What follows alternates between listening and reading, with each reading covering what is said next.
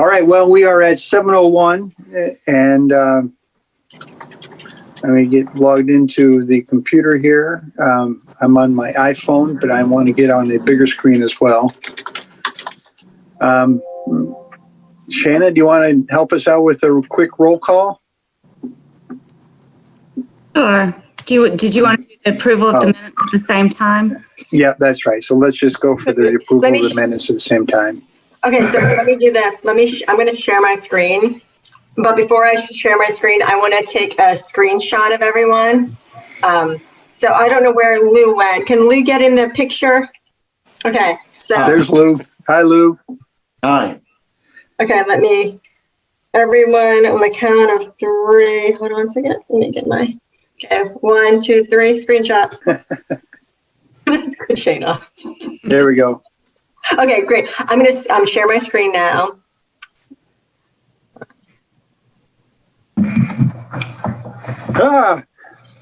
That's not Dana's screen. I see Wyatt. Okay, do you see my screen? Lucky for you. All right. Okay, so I just want to let you all know that this is the 10th meeting. So we are meeting 10. And here is, can you see I assume you guys can see my agenda full screen? Yes. Thank you, Dana. Can anybody not see Dana's screen? Okay. Could you, do you have the minutes from previous meeting handy? I do not. I apologize. Do you want me to pull those up? Well, let's see where we go with this. So, okay. Did anybody not get a chance to review the minutes from the previous meeting that wants to review them in the next 10 minutes? Going once, twice. Okay. So I'll make a motion to approve the minutes from the previous meeting. Could somebody second the motion? I'll second it.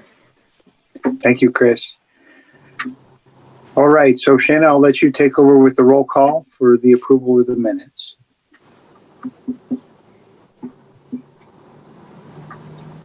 Mr. Abernathy. Approve. Mr. Blackley. Approve. Mr. Dixon. Approve. Ms. Edwards. Approve. Okay. Chris seconded. Mr. Hesley. Approve. Mr. Johnson. Approved. Mr. Lansom. Approve. Mr. Phillips. Approve. Ms. Reeve. Approve. Is there anyone present that I did not call on their name? Okay, the minutes are approved as submitted. Thank you so much. Thank you, Shanna. Fantastic. So 10th meeting, this is the big one. Thank you all for enduring 10 meetings and 2 activities and a handful of on-the-side phone calls. So I appreciate all the time, all the effort, all the emails, the considerations to bring us to this point. Again, just to reiterate, our end goal is to present to the town board what we discussed, what we decided as a task force, and some of the challenges that the task force had in making a decision. And I'll be taking that back to the town board on the 9th. In order to finalize that last quarter inch of the goal line, we need to take some votes tonight. So we have open forum discussion for 45 minutes, and then we're going to launch into a time, and believe me, we don't necessarily have to use that whole 45 minutes if we're all ready to just kind of plow forward. But then we are going to have a series of votes. We're basically going to have three votes. The first vote will be the CSX alignment versus the Monroe Road alignment. The second vote is kind of the 600-pound gorilla, the one in town. It'll be the Matthews Street alignment versus the Andrew Caroline / Novant alignment. And then the third one will just be a discussion, a vote based on the LPA going through the entertainment district. More or less an endorsement of what is on the maps for the entertainment district down to CPCC. So let me say that again. The third vote will be going through the entertainment district and the sportsplex and then down to CPCC. So not so much a debate about which alignment. It's more or less an endorsement or not of the current designed alignment through that area. So first off, any questions about the agenda? Hi, Lynn.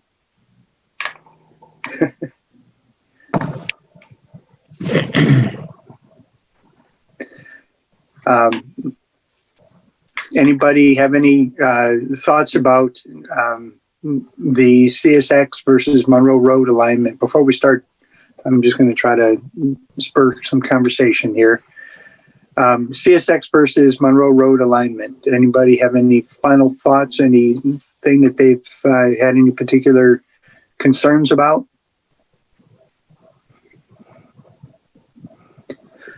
So I'll start it off. So we've had a number of conversations back in the summer on this task force about the Galleria station and what that would look like and how that would be designed. Andy, I believe the current alignment going along Monroe Road actually, I guess I'd like to understand how do you see it going close to the Walmart or not close to the Walmart and the Galleria and all of that area? Yeah, so if I can share my screen, maybe that's the best way instead of me just using words. So can everyone see the screen? Yes. Yeah, this is the exhibit. This is the exhibit we previously provided, so there's nothing new here. So the current concept for the Galleria station for the Monroe Road alternative is in the median. So if folks who recall who are on the tour of what North Tryon Street, our kind of initial concept would be that the light rail station would be in the median, similar to that of J.W. Clay, McCullough, any of the Tryon Street median running stations. That's kind of our initial concept. Where parking would work, we haven't worked that out yet. I think we think this is probably a good spot to have some parking, but we haven't identified that yet at this point. Thanks, Andy. So the North Tryon station that we boarded and unboarded from on the Blue Line tour, it was in the median. Correct. And there was quite an infrastructure of overpasses and stairs or elevators going down to the tracks or up from the tracks. Correct. Obviously there was a lot of partnership that came into that. I think you said there were funds to build it from one side, and then Novant pitched in the money to build it from the Novant side. Is that right? Yeah. So the project built from the parking garage. If folks will recall, there was a pedestrian tower that went bridge that went from the parking garage to a tower on the platform. That was built by the project with project funds. There was funding from some of the community groups to get some decorative etching and decorative treatments on that bridge. But when they've extended it, it went across the other side of Tryon Street, and that was kind of a joint venture with the University of North Carolina at Charlotte and CMC and us. And so there was kind of a three-party venture to extend it. So obviously this is technically it's outside of Matthews, but I know we had a lot of conversation about this station, this alignment. Does anybody have any comments or questions about this proposed station or alignment at this point? Bill, you had mentioned elevators and everything. Andy, this section would be at existing road grade, though, right? It would correct be up by Sardis that it would yes. be. Right. So this is, down the down Sardis, there'd be a grade separation over that intersection. This station would be at grade in the median. I mean, I think to Bill's point, there may be a need for pedestrian bridges. I mean, I think that's something we would want to talk about with the town to see if people thought that, a similar treatment that we did at JW Clay would make sense here. At this point, it's too early for us to say one way or the other, but I think that we would be evaluating the safest way to get people from the curbside to the platform, and maybe that's a pedestrian bridge, or maybe not. It's a good call out, Chris. The way to get to the platform on North Tryon, you could cross the street. Correct. That looked like it was a fairly easy thing to do. However, there was a parking garage on the side where we came from, and there was a multi-layer parking garage, so it made sense to build a pedestrian bridge over the roadway from the parking garage. At least that's my perception of the main driver for that pedestrian bridge, right, Andy? I mean, it was really a safety. During initial design, we kind of identified that there's going to be a significant, especially in the peak hour, whenever our customers are coming from the garage to the platform. You could have a couple hundred people coming across that intersection on a given day or a given hour. So we thought, from a safety perspective, it made sense to put in a pedestrian bridge, and it just happened to work out that there was a garage there that supported one half of it. Fantastic. Thank you. All right. And then one thing that we haven't really discussed in great detail, at least not for a while on these calls, is the industrial drive path. It takes basically two different paths, depending on whether we choose the Novant alignment or the Matthew Street alignment. Let's just talk through that real quickly.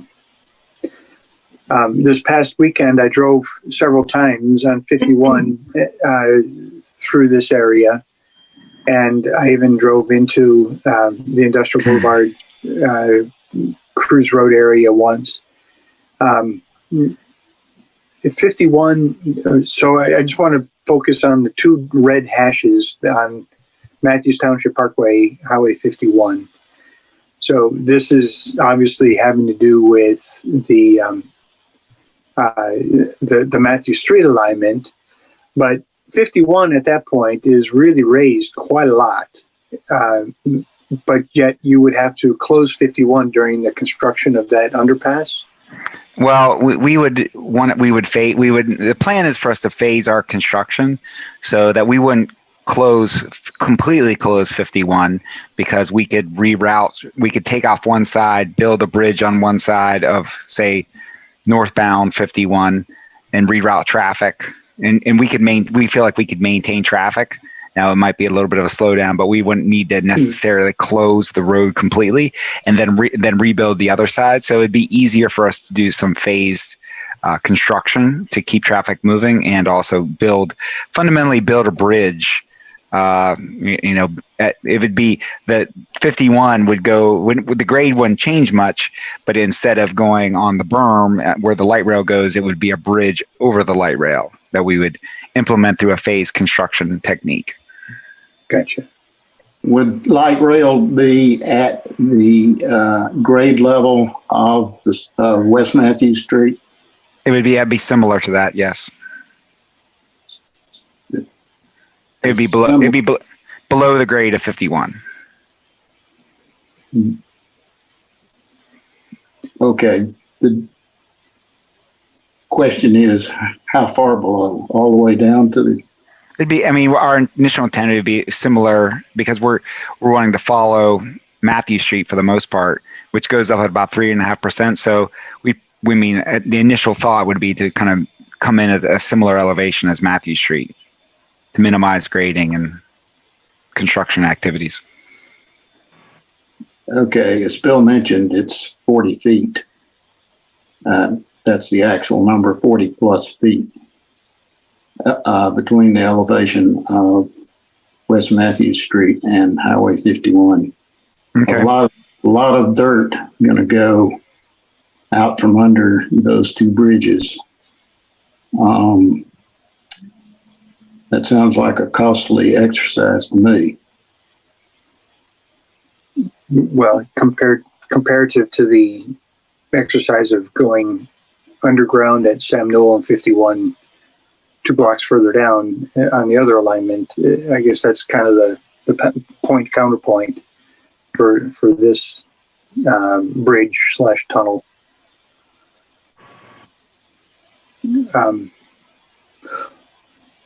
Any other questions about that rebuilding at 51 with the bridge over the light rail?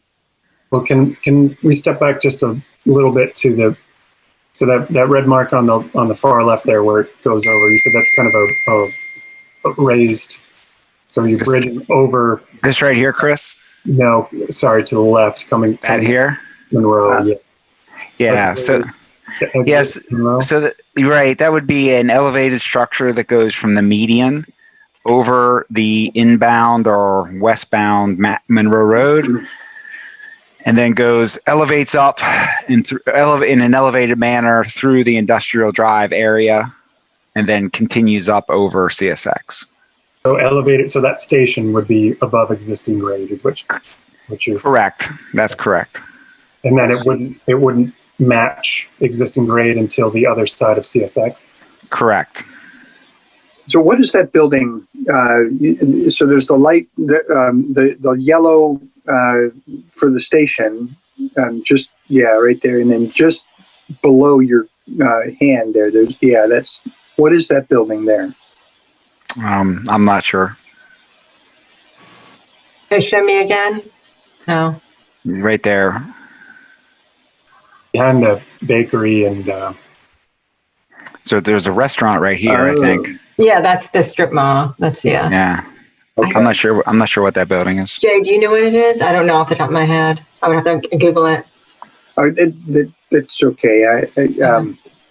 There's some mini storage over there, and there's a junkyard. I don't know what that particular building is, though. Okay. You think I remember? I drove it on Saturday, but okay. And then the red mark going over the railroad tracks, would that be an overpass? That's right. That would be an open structure or a bridge over the CSX railroad. So that station there, is that the purpose of that is just to have, I'm just wondering what the decision making for that particular station would be. I recall. I don't recall, but I think initially this was a station that was identified through the system planning process in 2016. And I think the idea, and maybe Dana or Jay or Susan knows more, was that there's a potential redevelopment of this industrial area, and maybe the station can be a catalyst for that. But I wasn't part of that decision making for where that station came from. That's my understanding of the purpose of it. How far is that station from Galleria Station?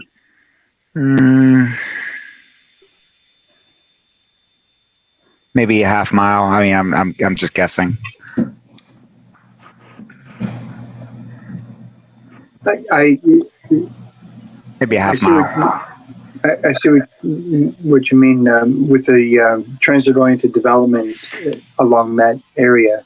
That was my first thought, that there was, if anything, in terms of good spot for transit-oriented development to take hold, I would think that it would be in that general area.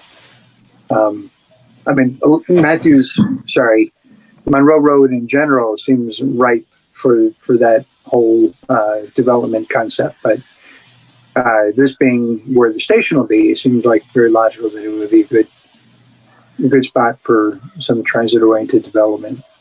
And this is Wyatt, for what it's worth, I did just look. That building you were asking about is New Charlotte Ministries. Oh, okay. And the property around it is a former. It's owned by Public Storage, which Okay. If you've ever had to deal with them, but they're the second largest real estate company in the world, believe it or not. Wow. I moved a public storage facility before. They're no fun. No, yeah, they're They're awful. Oh, really? so they're good luck with that. Yeah. I got like four of them to move. Okay. Very interesting. Any other comments about this? Chris, you had made a comment about that station potentially, you might want to recommend that it be somewhere else. No, well, it wasn't really that. I was just questioning. I mean, it makes sense from the transit-oriented development standpoint, but if, on the flip side, if you're saying that public storage likely won't sell, right? And I'm wondering if there's a benefit to that. It's also almost a mile from that site to Galleria, just to let you guys know. Almost a mile. Okay. Thank you. Yeah. Thank you. Thank you. So, Yeah, Andy, this is Okay. David, Andy. If I'm Hey, seeing David. this correct, there's an elevated station and then it goes over CSX. Somewhere in there is a power line and then it rapidly drops and curves on the Matthews Street proposal. That's a quite a grade change in a curve. Is that Yeah. still So we're coming possible? off. Yeah. We're coming off at just inside of 5%, well within our design tolerances. So yeah, I mean Okay. we're absolutely have to meet all of our. We have very strict design criteria for vertical and horizontal curvature. So I mean that's definitely something that's front of our mind as far as curvature. The 600-foot radius curve is that's a pretty broad curve for us. So I think that's definitely doable. So I think we feel pretty good about making that work. Okay. Here's the embankment you were talking about for 51. That's what I agree with your point. It's a tall one. That's going to be a project to get that bridge there for sure. It's also a wide one. I think that it is Yes. 200 feet from one side to the other at the base. Mm-hmm. He has it as 220 feet on the diagram there. That's the length of the tangent section. So these are geometric callouts, not the width of the bridge, Bill. Gotcha. Okay. But Everyone- I mean, it lines up at least in concept to what Lou was just mentioning. So interesting. One thing, I guess, Andy, to your point about that station location in particular, I guess related to whether the route goes down Matthews Street and the possibility of bookending a station, as we had chatted about when we were doing our walk. Bill, I don't know if you had thoughts about bringing that up to the conversation or not. You know, Wyatt, I didn't.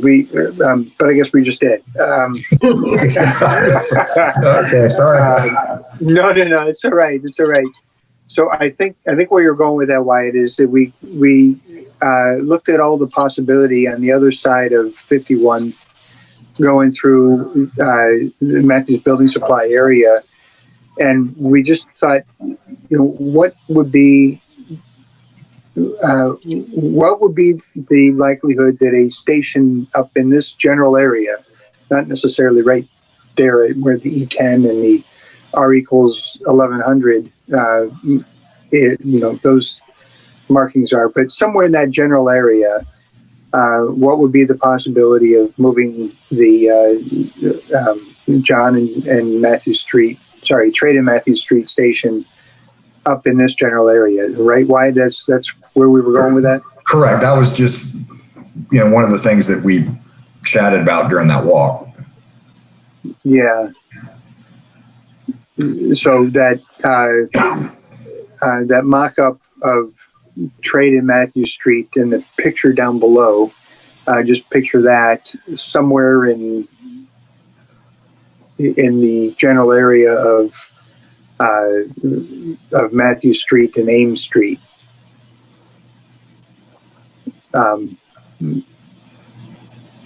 so I guess the reason I didn't want to, well, it's not that I didn't want to bring it up wide, is that I didn't have any specific conversation formulated for us, because I looked at it and I thought, how do we even touch this? How do we even go down this path? Just leave it to me to bring it up and let you deal with it. Sorry. Well, there you go. And I think there were a couple other people, Lynn, and I think one other person mentioned that it seemed to, if we were to recommend the Matthew Street alignment, that it seemed to be a reasonable conversation to have of where else could we put the station other than right at Christopher's at Matthews and Trade, Matthews Mint Hill Road and Trade. And the recommendation, I think, from that initial conversation last time we had it was move it eastward or northward. What direction are we looking here? The arrow. Right. So this is, I believe, the conversation from the walk was that instead of having it at Christopher's right here, but to potentially slide it this way closer to Matthew Station Drive, somewhere in here. Yep. And there was another conversation about moving it towards Ames Street as well. Right. So we just kind of thought it interesting that we have a street called Matthews Station Street that might be an interesting change for where we put that station. And I mean, that was kind of the tangential conversation. In general, I guess we were thinking, is there a better spot for that station? And there were two places. We were talking about Matthews Station and closer to Ames Street. So I guess in terms of how we take the vote and how we consider the vote, I would say, if you like this Matthews Street alignment and you think the station is not well placed, bring that up as one of your qualifying statements on your recommendation. Or if you recommend the Novant station because you don't like the station right here, bring that up as part of your recommendation for the Novant Andrew Caroline station. All right. Any other question? Yeah, Lou. Does the station have to be on a straight section of track? Yes. Straight and flat. So that would seem to move it up towards the E11-2 area. Just asking.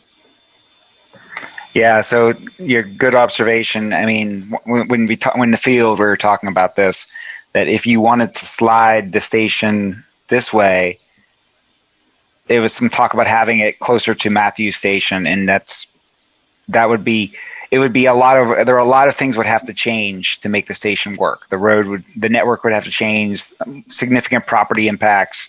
It's pretty flat, but it's certainly not straight, Lou. So good observation. I think you could move it up here. We talked about that in the field. If you look, here's the kind of the grade. I mean, it does have about a 2% slope of Matthews Street after Matthews Station. So that would probably not be desirable, and we need to do some things to flatten out the road a little bit. I think it's possible it could be this way, further this way, but towards McLeod. But there was some conversation in the field about, being too far from downtown Matthews and that not being desirable. The more you push this way, the more energy you lose. So that was the conversation in the field. It could be the flat Matthew Street is pretty doable on either side of Trade. So here or here, given the existing geometry without doing too much surgery. I think on the Christopher side is probably the best geometric place for the platform. We feel like we can fit it in next to Christopher's.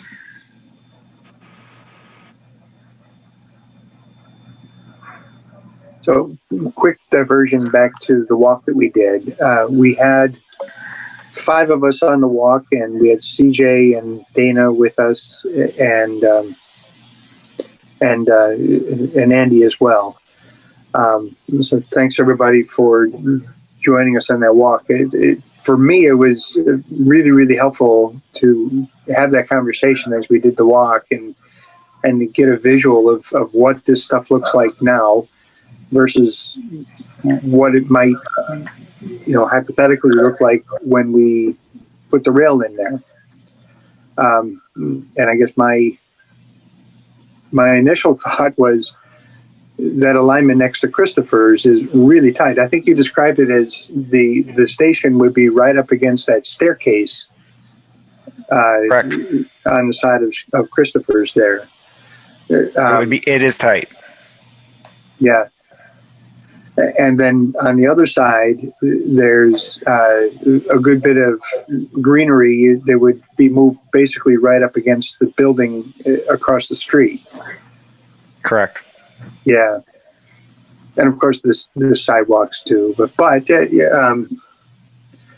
there'd be no structures displaced with this, right? I mean, Christopher's would still be there, still be Christopher's.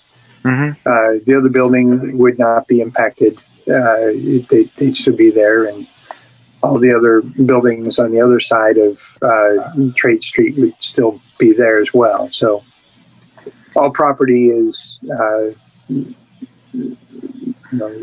basically it is what it is today with this design, right?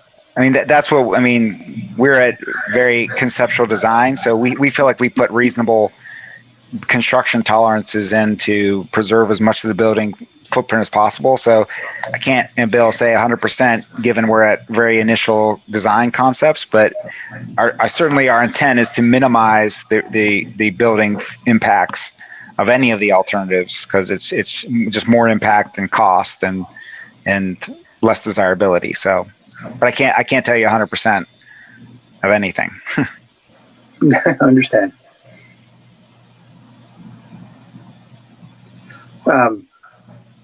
Any other questions or feedback, thoughts from the walk? I think maybe just one concept. I mean, if we're just sort of walking through this bill, I don't know, are you just going to talk about each section, or are we going to talk through the whole thing and go back and you're going to take some opinions? I didn't want to get you further off course than I already have. Nope, let's go for it. This is just open discussion. I was top of mind. I didn't have a lot of structure to it. Since I was not around for the last meeting we had, in reading the minutes, I know David had brought up, I read a comment about, which we'd heard, but we talked about before, is some of the concept of the downtown being sort of sandwiched between two rail lines. And we did spend some time talking about that. And David, I know they've got a video that sort of showed it, but it occurs to me as we were thinking about that, and as I pass this on East-West Boulevard a lot, it's really not that much different than the timing of a stoplight in terms of how the rails are intersecting with things. So it's a very different animal. It's more regular, but it's a very different animal than the the potential CSX line coming through, which can be exceptionally long. Well, of course, it operates every 8 minutes or sooner, depending on inbound and outbound traffic not arriving at the same time. And CSX is just a couple of trains, at least now, every day. Big difference. It's more than a couple. Yeah. So Lou, during the peak hour. So just to give you folks an understanding of what our operating plan is. So during peak hour for the Silver Line, we would be, but that's between 7 and 9 and 4 and 6. We would be running every 10 minutes in each direction. That means there'd be a train every say 5 minutes in through here, with a expected gate downtime of somewhere around 45 seconds. I have a question on that. So if this is moved, towards Ames Street or closer to like towards the hospital area, does that then lessen the amount of time that there would be on the trade street, the traffic light? Would it lessen the impact of the time of that light? Because that's what I was thinking with it being pushed either into a different location, the Trade Street light would be able to be operating more frequently because it wouldn't have to be necessarily waiting for one of the rails to come in or out of the station at Christopher's. So if we're on the locally preferred alternative or this alignment right here, our train doesn't go through this intersection at all. The way the impact of when light rail comes through, really what this does is it doesn't change anything on Matthews Street. So the through move on Matthews Street, basically, if you're coming from Ames on Matthews, light rail will not affect your maneuver at all unless you wanted to go right. But if you wanted to go through or left, nothing would change. Where the impact would be on Trade Street itself. Now that impact, we would seek to coordinate the gate timing with the existing traffic signals to mitigate that impact. But there would be some amount of traffic impact from light rail, but we would seek to minimize that as part of our coordination with the traffic signal system. I don't know if that answered your question, Lynn, but. Well, to put the question more carefully, you're slowing down to arrive at a station and you're speeding up to leave the station. Does that equate with 45 seconds, or are we talking about longer because of the starting and stopping speeds?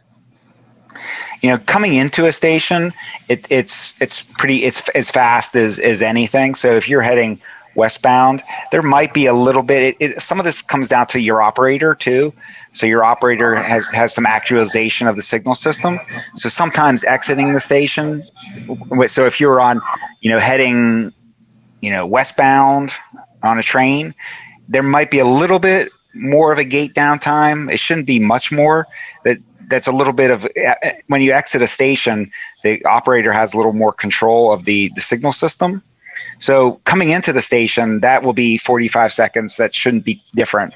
Exiting the station might be a little bit different. And it's a little harder to 100% say exactly what that is, but it shouldn't be much more than, a couple seconds over 45. Now, if both stations, if two trains come in at the same time, that might be a little bit longer as well.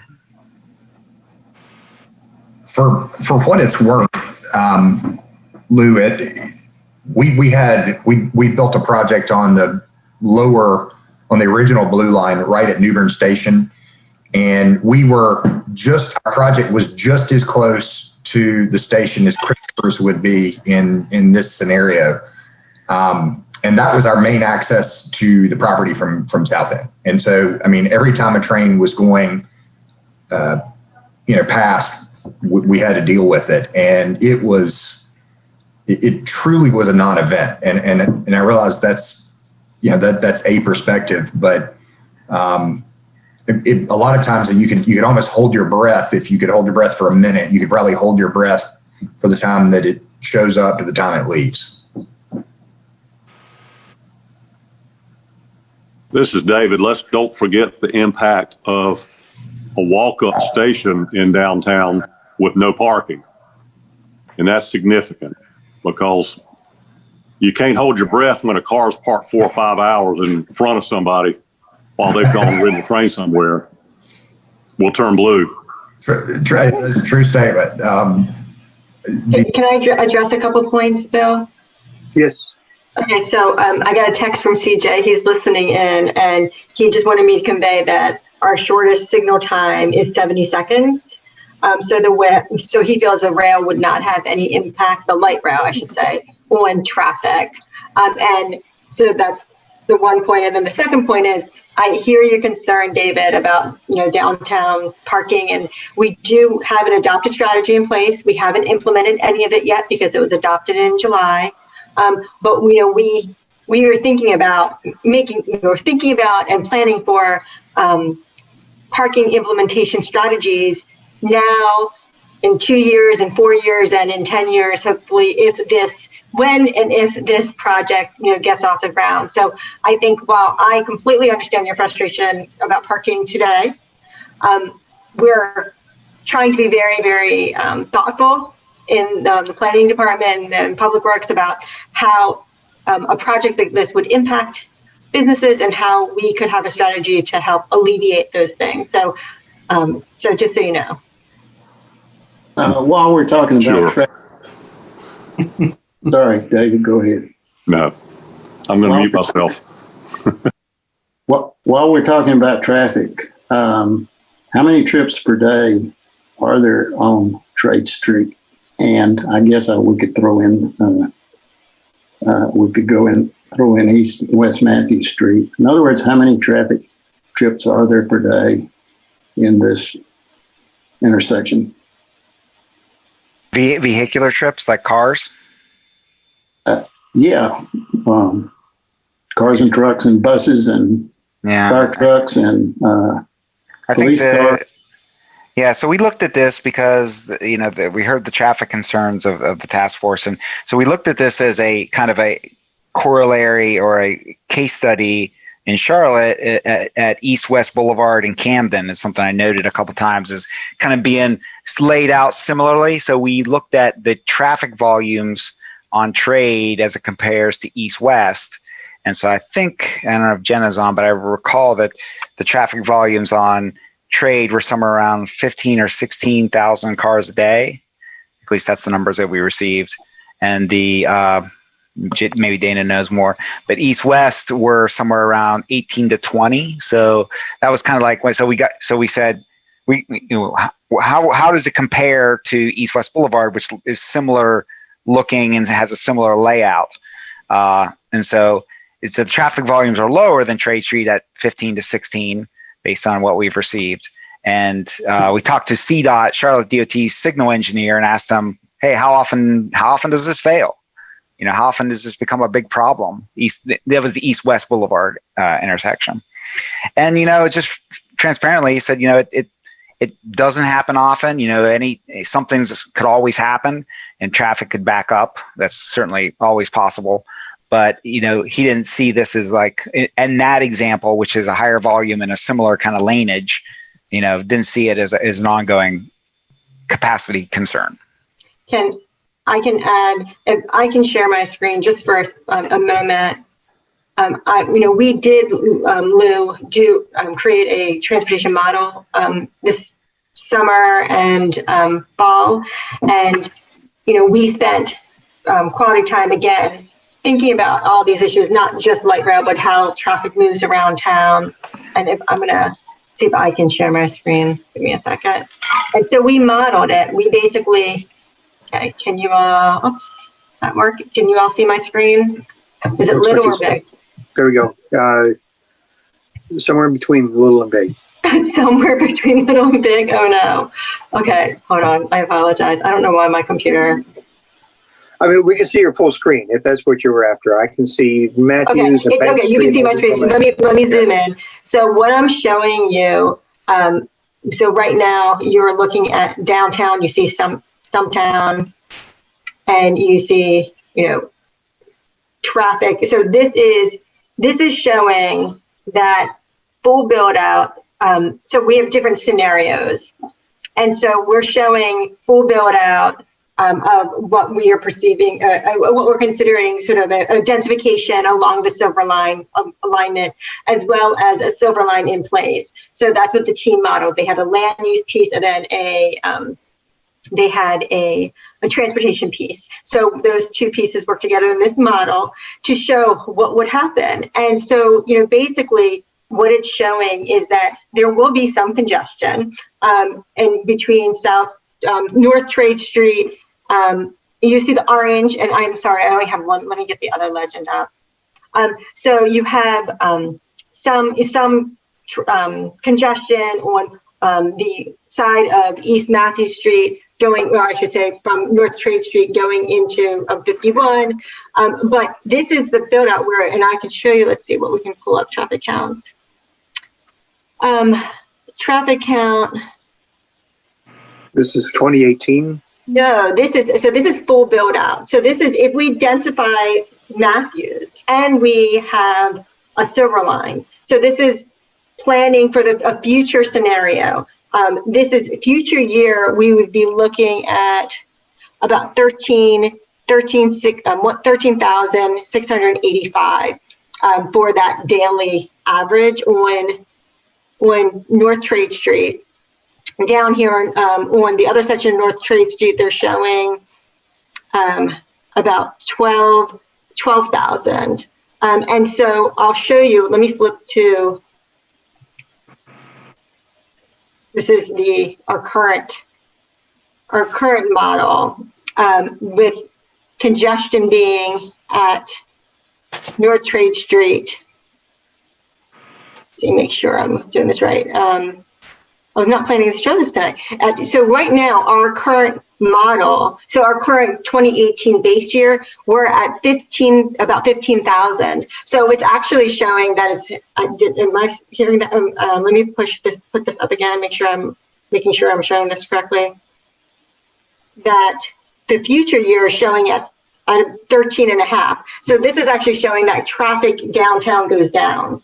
So this model is projecting because people are not using their cars as much in the core downtown, that the traffic, and people are diverting, right? We're still going to have people coming through downtown, but we're going to have people diverting because they're not going to want to they don't want to drive their cars through downtown. So this is what this piece of the model is showing, that we, and again, this model is something that we presented to the board 6 weeks ago. I mean, it's brand new, and we did this in a coordination to the regional model, which and the state model, and we had NCDOT's input. So we're not just this was a very expensive model that we got a lot of grant money to do. So I'm happy to share this with you. In fact, I can send you a link and you guys can play with it.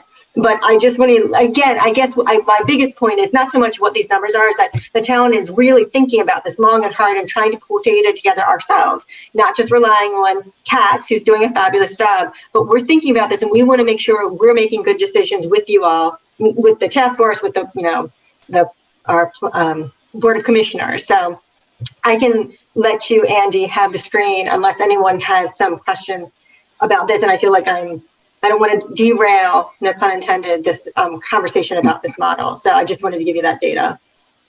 The point is, for 13,000 to 15,000 trips is a lot of cars, a lot of vehicles passing through there. Some of it important, like emergency vehicles, schools, and so forth, that is interrupted every 8 minutes or every 10 minutes or every 5 minutes if you take into consideration inbound and outbound. That problem is eliminated if you choose the Andrew Caroline Station, which has no traffic implications whatsoever. I got a quick question. It's Jim Johnson here. I don't talk a lot, but so every 5 minutes we got a train approximately coming through. I think I understood that. And I understood CJ to say that the shortest signal time in Matthews is 110 seconds. Is that what he said? Was it 70 seconds? I can't remember. 70, so 1 minute, 10 seconds. So 1 minute, so at least every 5 minutes, we got at least a minute, 10 seconds, because that'll be the shortest that the train signal would be. Is that not correct? But we already had the signal there, right? Yeah, the signal was already there. So yeah, but it'll be used more often if the train's coming through every 5 minutes than probably it would otherwise. Doesn't the train getting it actually able to signgle that ahead of time? It will. The train signal in the traffic signal system will be tied together. So there'll be an actuator back at 51 that gives it a signal or wherever it needs to be to start to redo the cycle. So that's true. So theoretically, the least amount that we'd ever see would be 70 seconds every 5 minutes because of the variations of signals. It's going to be more than that. I mean, I don't know. Our gate will be 45 seconds, so we'll be tying into the signal system. How often that signal system actually actuates because of traffic versus actuates because of us. I think will be part of the future analysis that we would hope to do to try to figure out the best way to coordinate these signals to keep traffic flowing in any case. Yeah, I mean, I'm just trying to get the logic. Yeah, I mean, I guess it's like, so depending on how we design the signal system, I wouldn't say that in the future, it could be more than that. I mean, it could be less than 70 seconds with a light rail only stop. And because that would require them to re-signal that intersection because for some reason they think 70 is the correct amount right now. I mean, we will have to, if we're on Matthew Street, we will have to redo that signal. Carrie's hand is up. If you're done, Jim.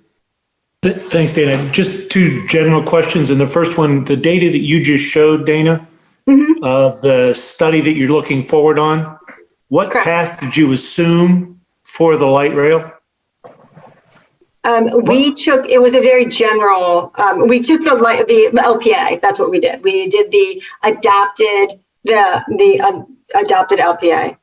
All right. So the LPA that doesn't go through downtown. Yes, correct. Okay, thank you. That was my first question. The second one here in this process is when we look at that Trade Street and East and West Matthews interchange, there are turn signals as well that add an additional 45 seconds to that light timing that is currently at 70. And particularly if we're going to be trying to turn left coming into town on Old Matthews Mint Hill Road to try to turn down to go down Trade Street, I can't imagine that's going to be able to be a 45-second signal all in, considering people that want to go east and west, as well as those that want to turn left at that intersection or in the opposite direction, left coming off of East Matthews and to head north on Trade Street. So just several complications there, as we've all been noting. My comment in this process, and I was going to say this, and I will say this at the end, but I still believe that the best way to get comfortable about the impact is to do a TIA for this project before people vote on it and to do it with the best data that we have. We've got other projects, including the John Street, that's going to boundary trade at the bottom end. We've got the Weddington Road exchange on 485 that will come back up into town and take traffic back out of town. All of these things, I know it's a moving target, but I really think the thing that concerns me the most is that I can't get anything as an engineered measurement that says how this is going to work for us. If I could get comfortable with a route through town, if I could assure myself or others that we weren't creating the kind of bottlenecks, if you will, for local business, local travel, as well as what the light rail will bring to it. That's all. And there hasn't been a chance on our committee that we've been able to invest to do that, but I still think it would be money well spent to specifically look at this area if the decision is that you're going to move forward with a recommendation that has East and West Matthews as a primary route through town. Carrie, to answer your question, we will do a full traffic analysis as part of this project. Yeah, and I understand that, Andy, but we got to make a decision before that gets done. And that's the thing that I'm concerned about, is I'd rather see that be part of a recommendation that the Board of Commissioners takes action on before they finalize a vote and make an ultimate recommendation to come back through and say, this is what the town wants. Absent that kind of information, we've all had a long discussion already this evening. We all have opinions about what might occur, but there's just so much data missing in this process in several different models. I just think it would be in our best interest to spend some engineering monies and some time and do a look at these types of issues in cooperation with CATS. Andy, if that's the case, fine, but can we do it before decision-making times? Or do we have to do this after the decision's been made? Jenna, go. You got this. I know what you're thinking. Please, sorry, can we hear from Jenna? Please. No, so it's just, I understand the sort of, that it can be, this is a scary thing to talk about. You know, it's a big change that we're talking about in downtown Matthews. And obviously the traffic piece is a really, really important piece to figure out. However, we are really early on in the process, and to do the level of detail that would give you comfort that's really what we do when we get further into design.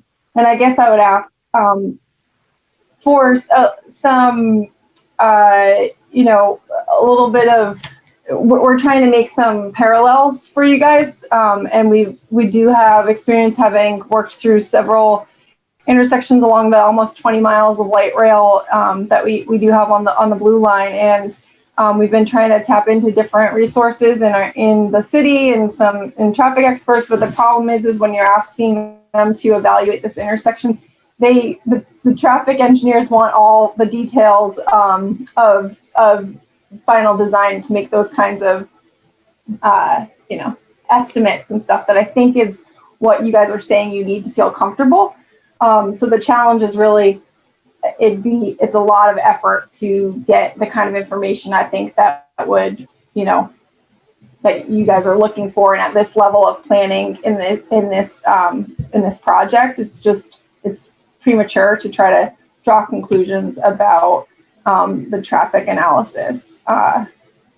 And so some of those comparisons can, sorry, Bill. No, I just kind of along the lines that Carrie's talking about, that if we go back to the town board and say, that half of the group is recommending Matthew Street alignment and half is recommending the Novant Andrew Caroline alignment, and one of the concerns is traffic and the impacts of traffic impact analysis needs to be done. Is the decision made at that point? Now, I guess, let's just hypothetically speaking, let's just say the town board comes out of that understanding and they move forward with a recommendation to CATS that we like the Matthew Street alignment. And the Metropolitan Transit Organization, MPO, recommends the same. Is the decision done at that point, or would the traffic impact analysis be open-ended enough to say, oh, no, this is clearly not the right decision. We need to go back to the LPA and the Andrew Caroline alignment? So I mean, we've had some folks look at this at a high level and feel like we're not going to create a traffic. And then that's an anecdotal kind of analysis based on their professional experience. So if at a base level, we feel like we can make it through here without, creating a major traffic concern based on our anecdotal high level view of it. Then we get into like the full on traffic analysis, like Carrie would like to see, like a full TIA with Transmodeler and all these fancy modeling systems. And you start to figure out whether you're creating a backup or you're not. And then you start looking at mitigations. And that mitigation could be any number of things. It could be, fancy signaling system, fancy traffic signaling systems, upgrading signaling systems, and it could be adding capacity, adding a turn lane here or there. So there's like opportunities to mitigate traffic impacts baked into what we'll be doing. So I feel like at a high level, we feel comfortable that we can make it through here based on our engineering experience, and that we feel like there's room within the available tools in the toolbox to make improvements. Once we get into the modeling, we feel like we're creating that the traffic is becoming a problem. So I guess I wouldn't feel like the traffic analysis is going to cause us to reset or reboot, based on that decision. Well, I think once the Metropolitan Transit Commission acts, that will be our direction to proceed.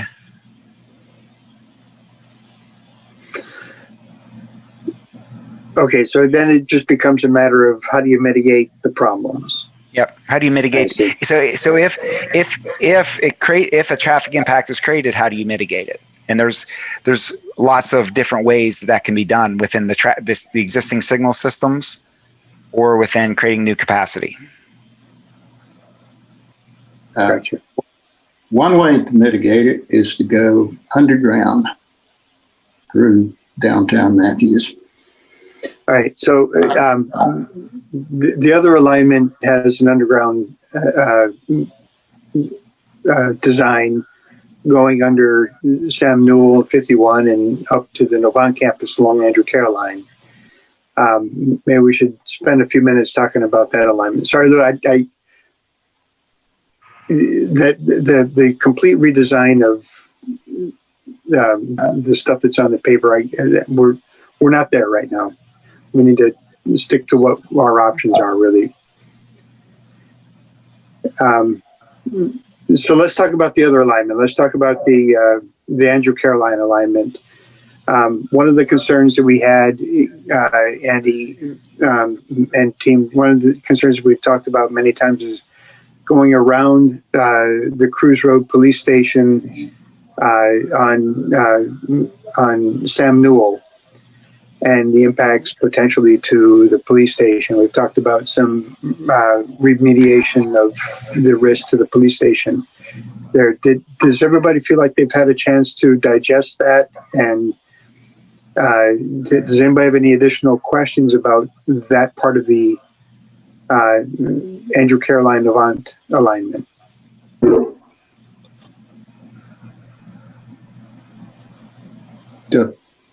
Natasha.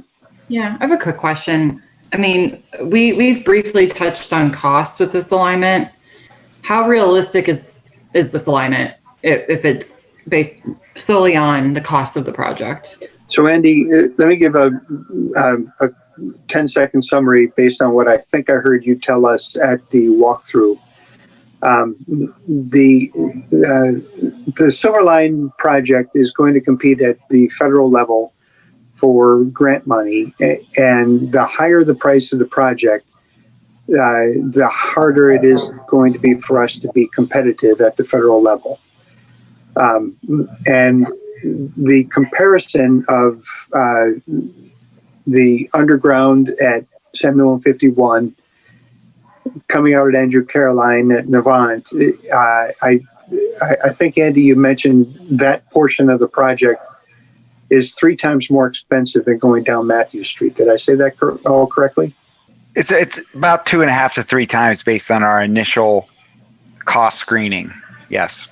So the impact of those dollars in relationship to the whole 26-mile line of the Silver Line,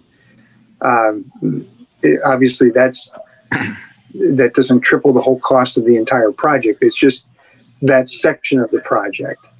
Right.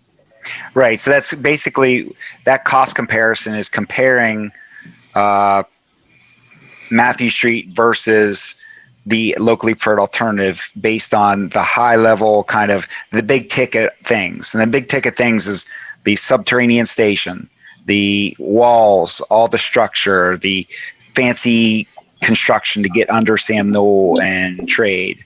So and also under Matthews Bend Hill Road as well. So, I mean, it's just a comparison to give us an order of magnitude idea of, are these things in the ballpark of the same, or are they a decision maker type of this difference? And so one of the potential ways to mitigate that extra cost would be to end the line before it gets to that point, right? You went down that path at one point in our discussion. Yeah, I mean, so that would be like, so to compete for federal funds, we're going to have to go through a number of steps, right? And cost is going to be part of that evaluation. Just to give folks, I don't want to, I want to give some context to that discussion, because I certainly don't want to make this sound like I'm trying to strong arm anyone or anything. But, so there's a number of steps. We have to go through an application process. It's called a New Starts application. Cost and ridership are 2 of the biggest variables of this process. So how much does it cost and how much ridership or benefit do you get? There's all kind of ways that benefits calculated, but ridership is one of them. And also land use is part of it, other things, but cost is a major driver of it. So if you have a piece of the project that's that much more expensive than another alternative, that's hard to defend, and it will raise red flags when you go through that application process. And then further, even if we can overcome that process, we'll then have to go through a process that's called value engineering. In value engineering, basically, the Federal Transit Administration will bring down a team of engineers who will then evaluate the project up and down, and then ask us all kind of hard questions like, why did you pay 3 times more for, a section of the project, and it didn't really give you the same benefits. That gave you the same benefits, and we'll have to defend that. And that will be challenging. Now, part of it will say, if that's the locally preferred alternative, then it could be a local decision, and we may be able to defend it. We would certainly try to do that. But whether we can defend that is a question that we'll have to work through as we go forward, whatever the decision is.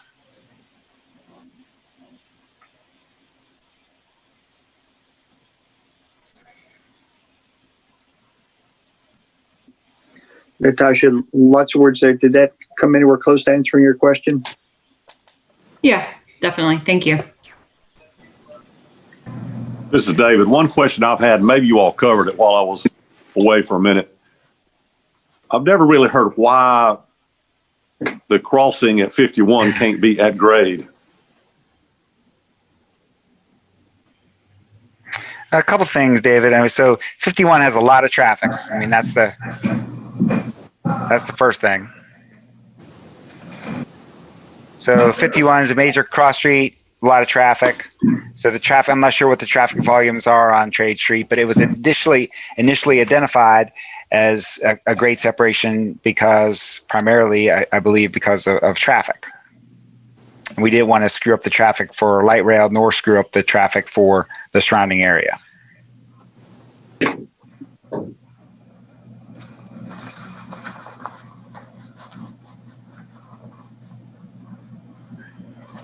David, I guess that's a quick answer. Does that make sense? Yes, it does to Andy.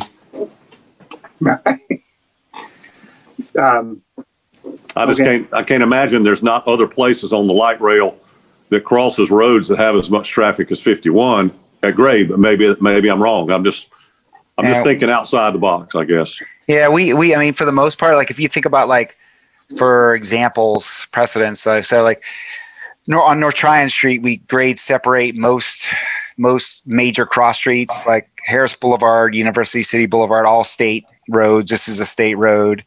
Yeah. Woodlawn, Tyvola, Archdale, Arrowwood, all those are big bridges or underpasses, one of the two. So, mostly most big bridges, big roads, big state roads, we grade separate. The other challenge too you can see on Andy's screen is it's not just a perpendicular crossing of a 51. There's what we call a skew there, and so that gets really complicated in how you can protect the train and the vehicles with gates. We try not to do skewed at grade intersections because it's dangerous and they're difficult to protect, and it's a lot of maintenance costs and so it's just something we try not to do. So even if this were the volumes weren't the driver, the geometry would drive a need to separate the light rail from the roadway. Okay, I understand. Thank you. I'm not quite following that. I don't see a whole lot of skew on the Andrew Caroline. And in fact, that could possibly be eliminated. What little curve is there? It's you can see that it crosses it's not crossing at the intersection. It crosses through 51 and then it crosses diagonally on Trade Street, right where Andy's mouse is. So. Right. That's a skew. Yeah, that's when we say skew, that's what we mean. It's the light rail is not crossing perpendicular to a road. Like we've done those two at one location on the south, the first project at Scaly Bark, and it's created a lot of safety concerns, a lot of operational concerns, both for traffic and for light rail. It's a lot better to have the crossing at a perpendicular with a signal for everyone's sake. It's easier to protect and easier to keep safe, everyone to keep safe and keep traffic moving. Is that the purple magenta section? Is that cut? The extent? Yeah, that's right. These are retaining walls. And can you just show the other side, please? Yeah, so it ends right here, right near this office park. If you can see by my hand, right near this N in Sam Knoll. So there'd be retaining walls on both sides. Yep. And the rail would go underneath. Correct. Let's see if I have that. I have that kind of that rendering. Did we have one? Did we have one from the other side? I don't think we did. We were asking, we requested that, but they're still working on it. Yeah. So here's maybe this one shows a little bit, Chris. So we would be coming down. I think that's right. Yeah. We'd be coming. Wait. I'm disoriented now. No, we'd be coming this way, under 51, and then under trade, right here. So on this side of Sam Knoll, there would be retaining walls, kind of like this. This is the hospital section. No matter how you draw your models, you always pick the wrong one because somebody inevitably asks about the one you don't have. Is there an example on the existing blue line of that? Yeah. Yep. Go ahead, Jenna. Sorry. Yeah, there's what we have is a portal that just is a shorter length tunnel, so you can actually you can see the daylight on the other end. That's on North Tryon, right in front of where the university entrance is, Institute Circle in North Tryon, and so that's that could be a starting point to sort of see what that entrance to a under a subterranean track section would look like. It wouldn't be completely. I can pull it. Yeah, because it's a lot deeper. This one's a lot deeper. I can pull that up, Chris, on Google Maps if you want to see it. Yeah, if you don't mind, I'm just trying to visualize, and if there are like safety concerns about having, I don't know how long that tunnel is. Yeah, and with that one too, it's located in the middle of. You'll see when Andy pulls it up. It's the median section of North Tryon, so there's not pedestrians walking on either side. So it's very isolated by the roadway, which is good for us because, there's not people can't like throw anything. There's no pedestrians getting near there theoretically. So this would be a different scenario since it's on the side of the road and would likely have, sidewalk or something adjacent to it. And so, yeah, there's definitely safety considerations that we would have to dive into the details on if we chose that alignment. All right. So can everyone see the screen, the image? Yes. Yep. So this is at Institute Circle. This is UNC Charlotte right over here. And so the light rail goes here. Hopefully I can stop right in the middle. Yeah, so you can kind of see how this goes. So this is the crossing panels. And as soon as it crosses Institute Circle, it starts to go down. Oh, come on. Anyway, so you can kind of see. Oh, boy. Inevitably, right? All right. That's probably the best view I'm going to get for you, Chris. So then it goes down with retaining walls to this kind of, you see this dark kind of tunnelish looking thing. That's what we call the portal. It's just a vertical transition. Then it pops out onto campus on the other side. It appears to be fenced on one side. I'm assuming it's also fenced on the other side. I think it is. Yeah, it's fenced on both sides. You just can't, it's the angle. So it's fenced on both sides. Yeah, it's fenced on both sides with guardrail. Yeah, and so what I was saying is there's no pedestrian activity right there. If there were, that fence would likely need to be higher. We don't have pedestrians walking there. They're on the other side of the street. And we went back in time before light rail was built. Did we? I don't know. There it is. I'm sorry. There we go. This should be the end of the portal, I think. So when we did the ride along, Chris, we got on at that station near where Andy started. Yep. Yeah, there you go. There's the station that we got on at. Yeah, it's a good view. It's a good view of the portal from that bridge. It is, and it's actually it actually looks pretty cool. If I'm allowed to use that scientific term. Yeah, so yeah, this is the end of the portal right here, and then you go down here, it transitions, and this little fence over here shows where it bumps out and goes onto campus. Right. So there's the fence that protects the abutment with light rails right under us right now.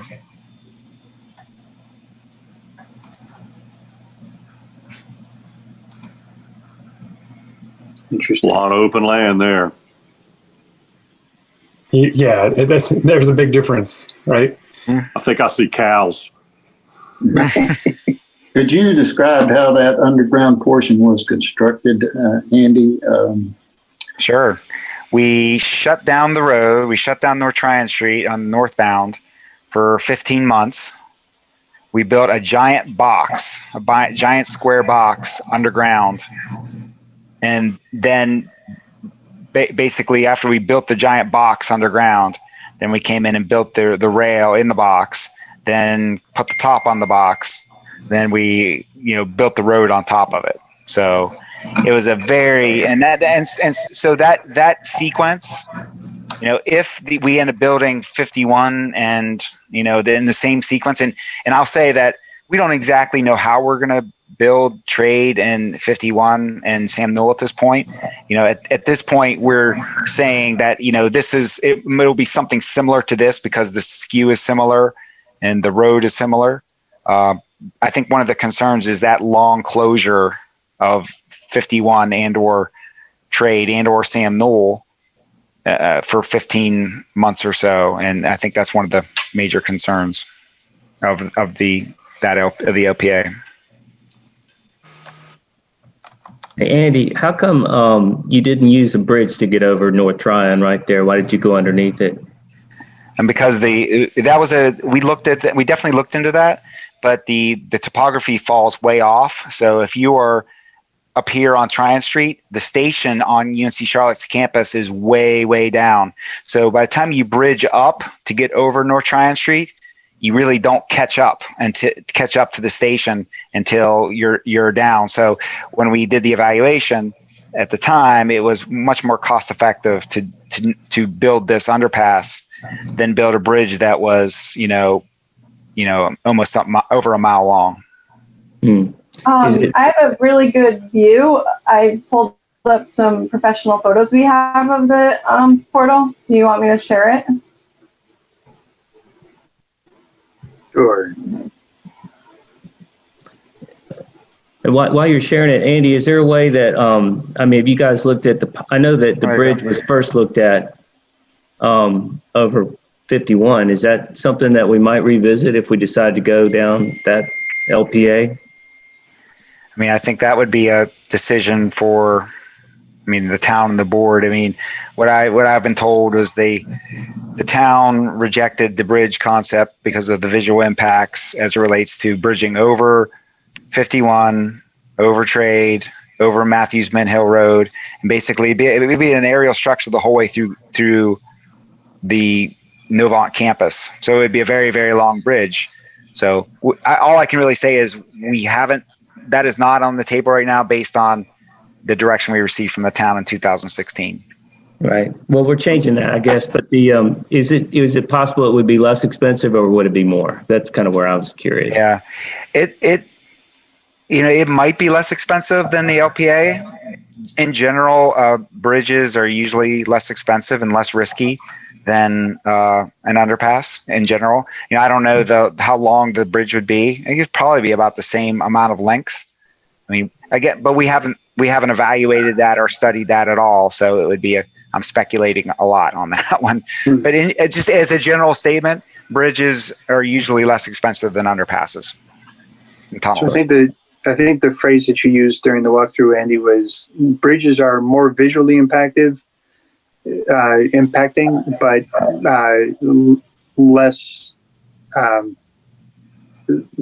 less money in general.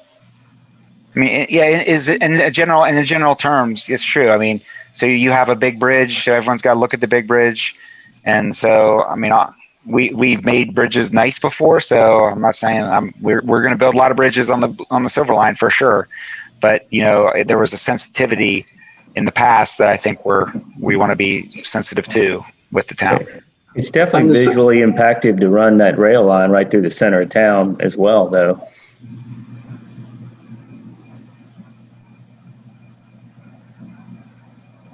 True. You're going to see it. That's for sure. I think it's pretty. Okay. Can I piggyback on that real quick? Jim and I talked quite a bit about this on last Friday about, the city not wanting the bridge.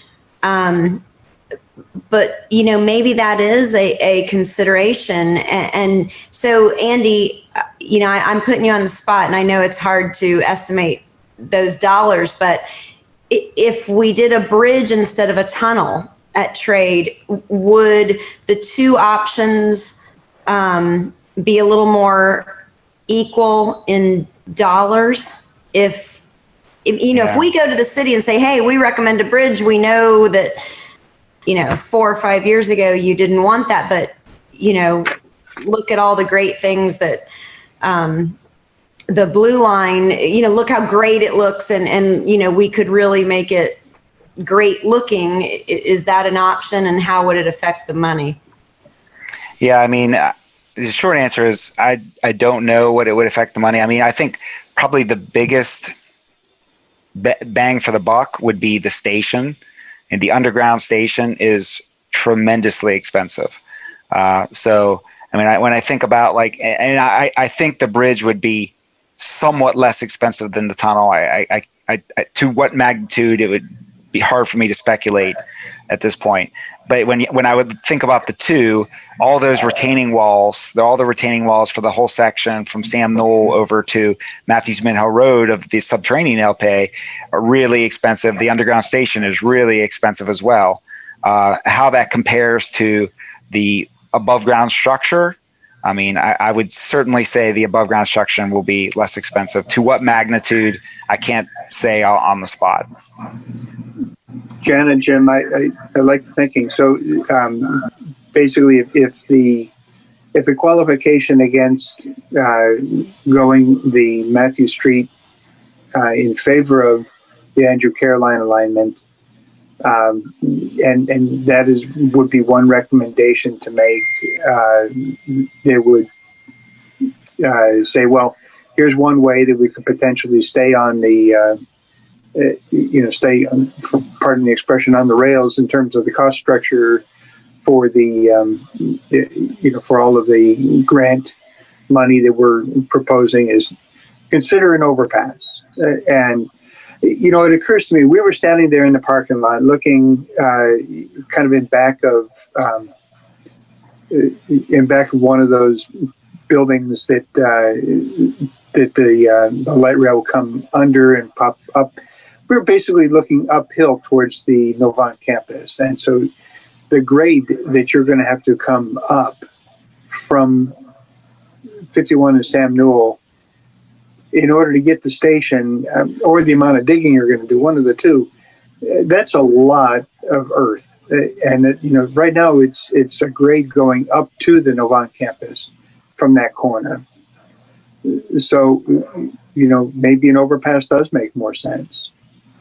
I'll make one small comment. If I'm riding the train, I'd rather see Matthews from on top of that bridge looking down than in a hole. So I think the bridge makes sense to me if we go down that path, but I'm just one person.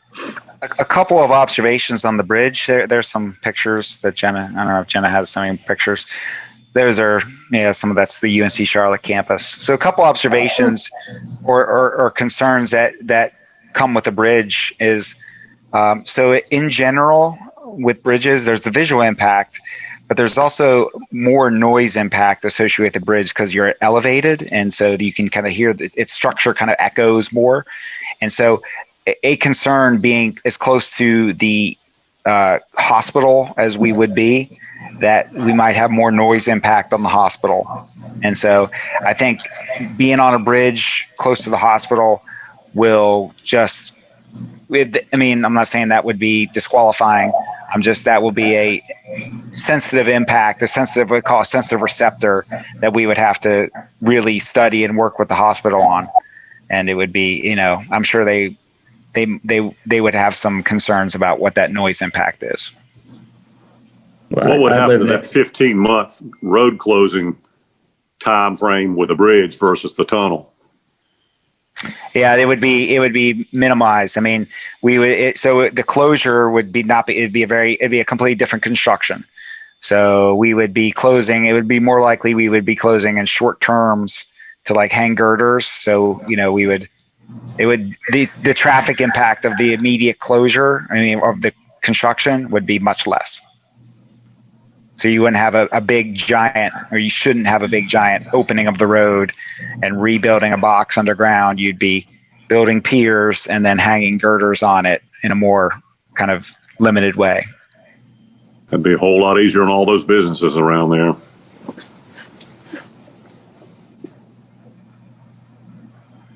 I mean, there's an interesting balance between the long-term benefit of having light rail come into Matthews as opposed to the short-term pain of the construction.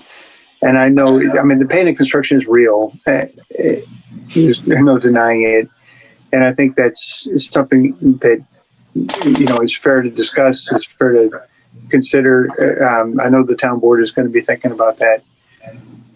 But that's one thing that I kind of have to reconcile in thinking about what do I like about the light rail and what do I think it's going to bring to us? How much is it going to really, what's the downside? The downside is that construction period.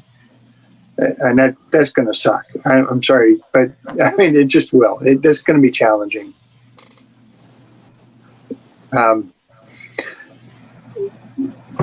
So I'm going to don't forget we're going to have construction going on with this super street too. Right before that, it's going to take a real hit on downtown to do a super street and light rail. It'll never be the same.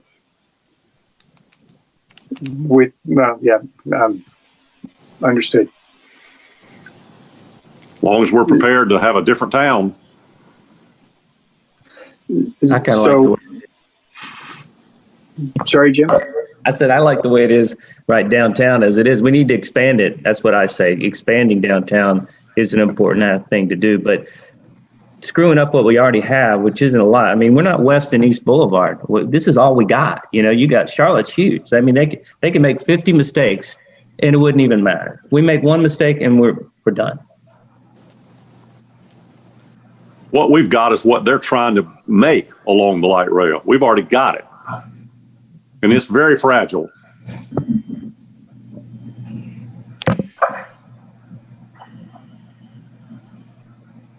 So I'm going to push the agenda a little bit. Let's talk about the entertainment district, the sportsplex, and the CSX alignment. We haven't put a lot of focus on this. Andy, if you could share your screen one last time, and let's just talk about what we're going to be essentially voting on, pro or in favor of or opposed to, without a lot of qualifying discussion. So the LPA, if I remember right, Andy, the LPA basically needs to be changed because you need to make some accommodation for the power lines. Is that right?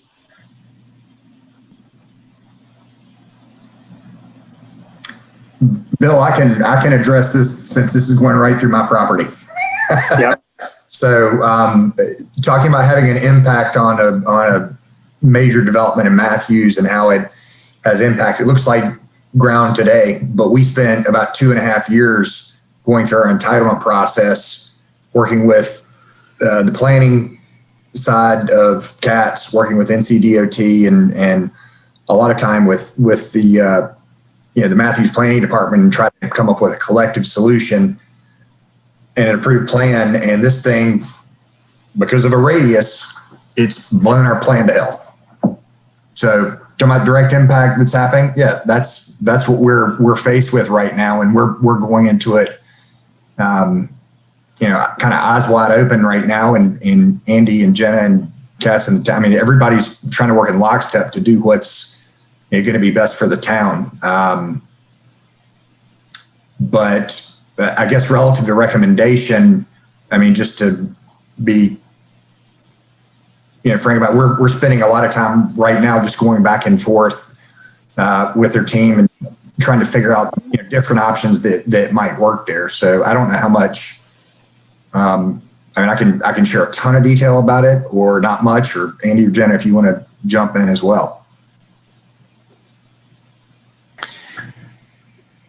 Yeah. So am I off mute? So just to kind of note a couple things, the LPA kind of assumed going, and this goes back to 2016.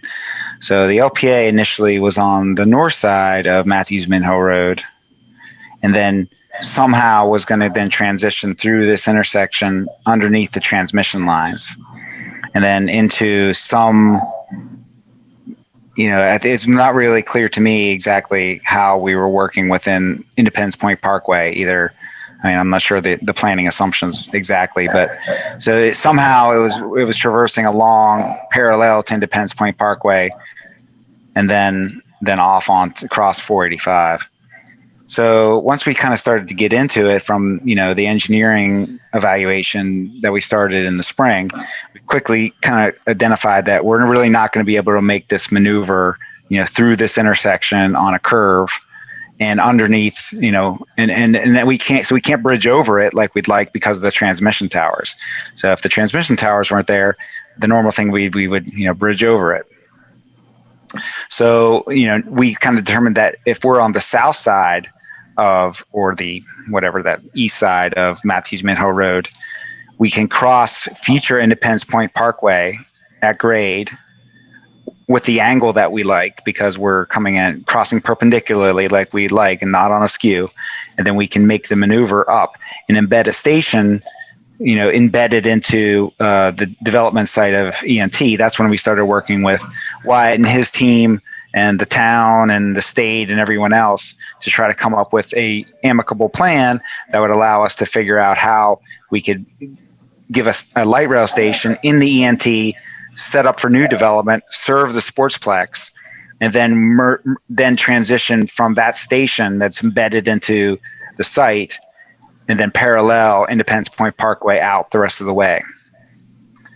So that's kind of the transition or the rationale for how we got from the LPA, which was kind of very kind of loosely kind of planned, I think, to where a more likely development or implementation scenario for the Silver Line as it stands right now.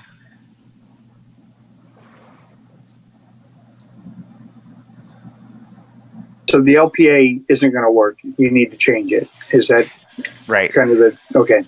Yeah, the LPA is not going to work. Okay. I think it's a misunderstanding there. The old LPA, which is the one with the red curve in it, is not going to work.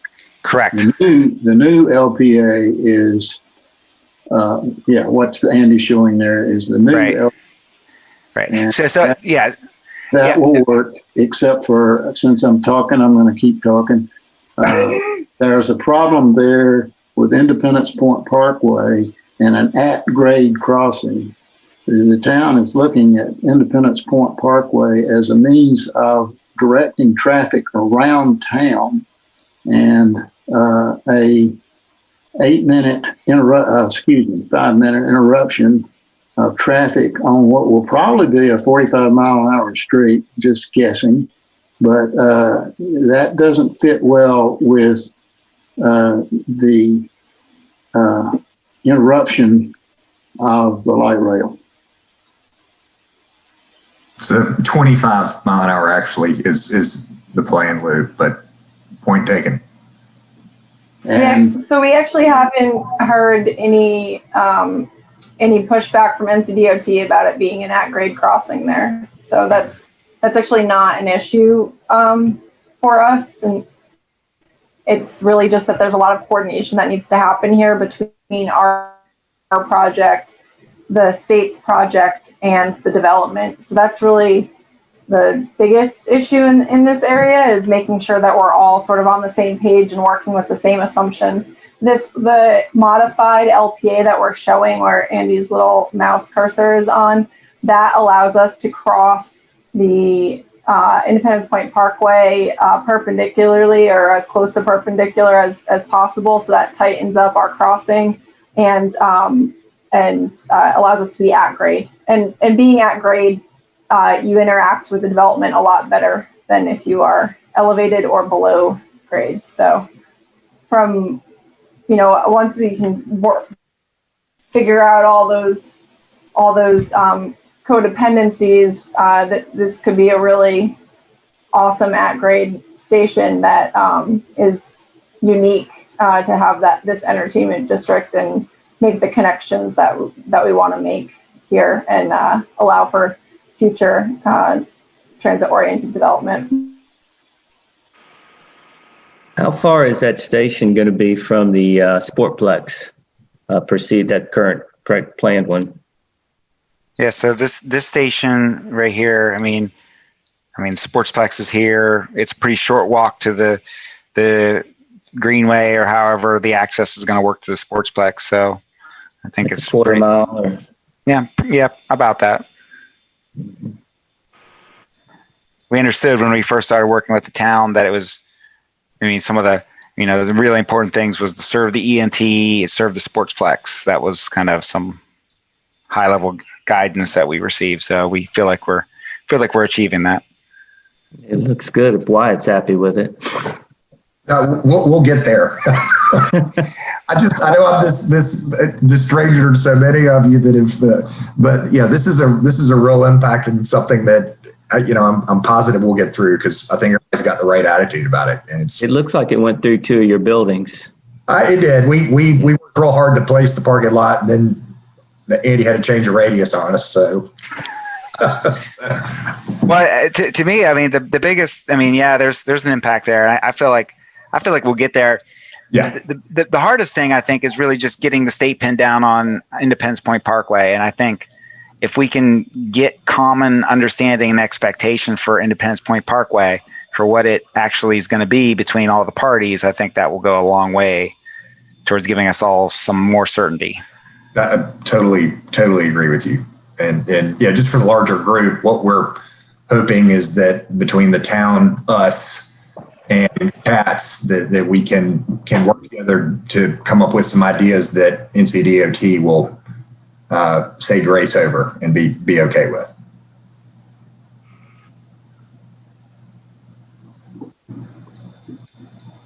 So the vote for, sorry, just one last mention, the vote for the agree or not agree to this alignment is basically going to be, do we agree to this modified alignment or not?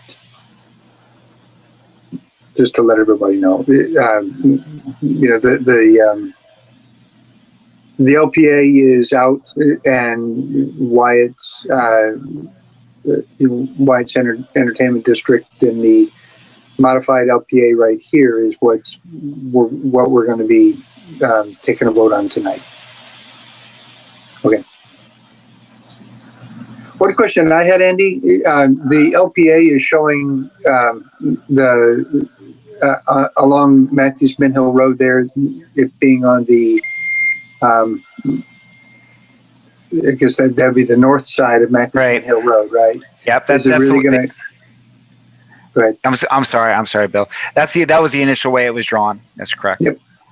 Is it going to stay that way? No, as I said, because of the transmission lines in the intersection, we're now moving it towards the south side. So that's along Matthews Mint Hill Road to kind of traverse this intersection, Independence Point Parkway, and then get under the transmission lines. We almost have to be on the south side. Right. So going all the way back to the curve where we come out onto Matthews Mint Hill Road from the Novant alignment, we cross over Matthews Mint Hill Road, and then we travel along the south side of Matthews Mint Hill Road. We go under Matthews Mint Hill Road. If we're following the LPA, which was under, we stay down low and we go ahead and stay under Matthews Minho Road and then pop up on the side in a portal. So you just like the portal we saw back there. I mean, that's something to understand for folks is that you have a similar portal on Matthews Minho Road out here close to the Harris Teeter area. And so then there's side running. In any event, in either case, you have side running from McLeod the whole way past Crestdale to the Independence Point Parkway. So there's it definitely impacts of the hospital alignment, Andrew Caroline alignment, wherever you call it, from McLeod out, as well as the Matthew Street alternative. Those are similar. Right.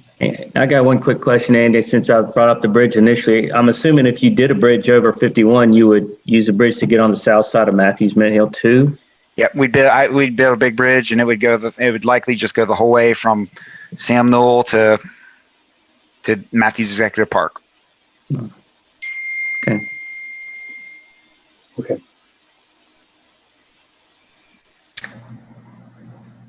I guess, Bill, one thing, just backing up, not actually towards our part, but back towards the hospital.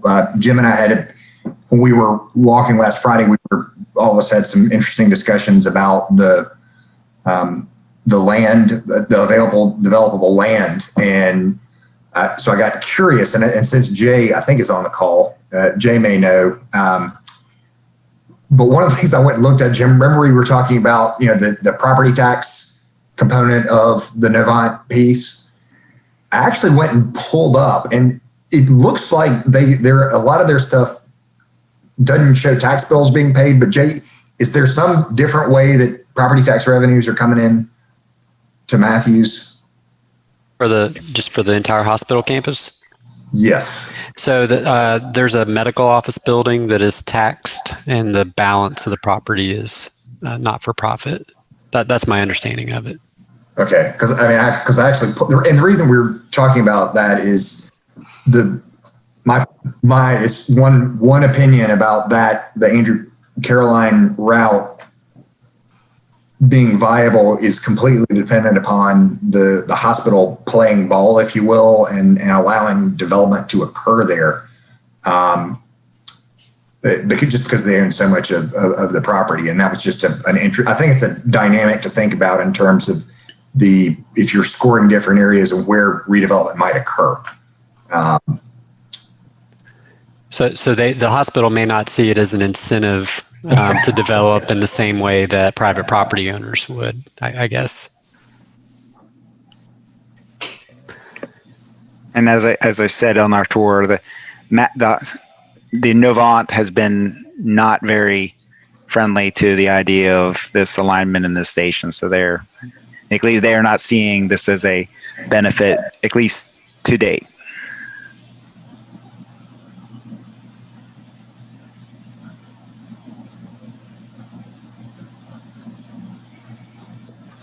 All right. Any other questions about the entertainment district, the Sportsplex line?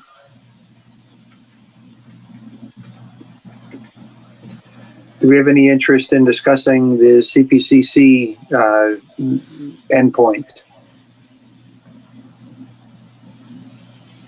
One thing I think, because this may answer some of the questions about access to park and ride. I know, Dave, there's been a lot of concern about, people showing up in downtown if there's not, some sort of established parking at a station near downtown.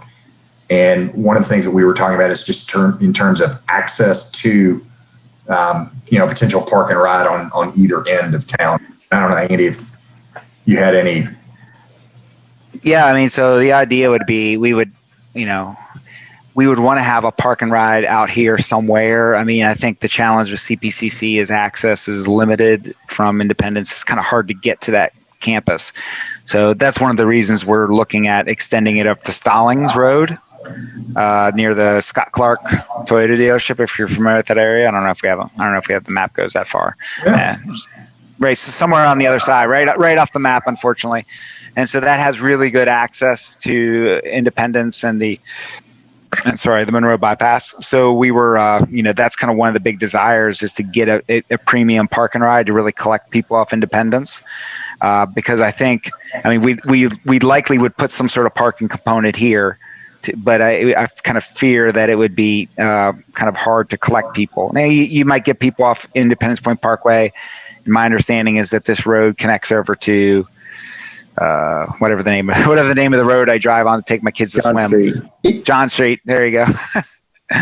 So that you can connect that way. So maybe there's be some good access over there for folks.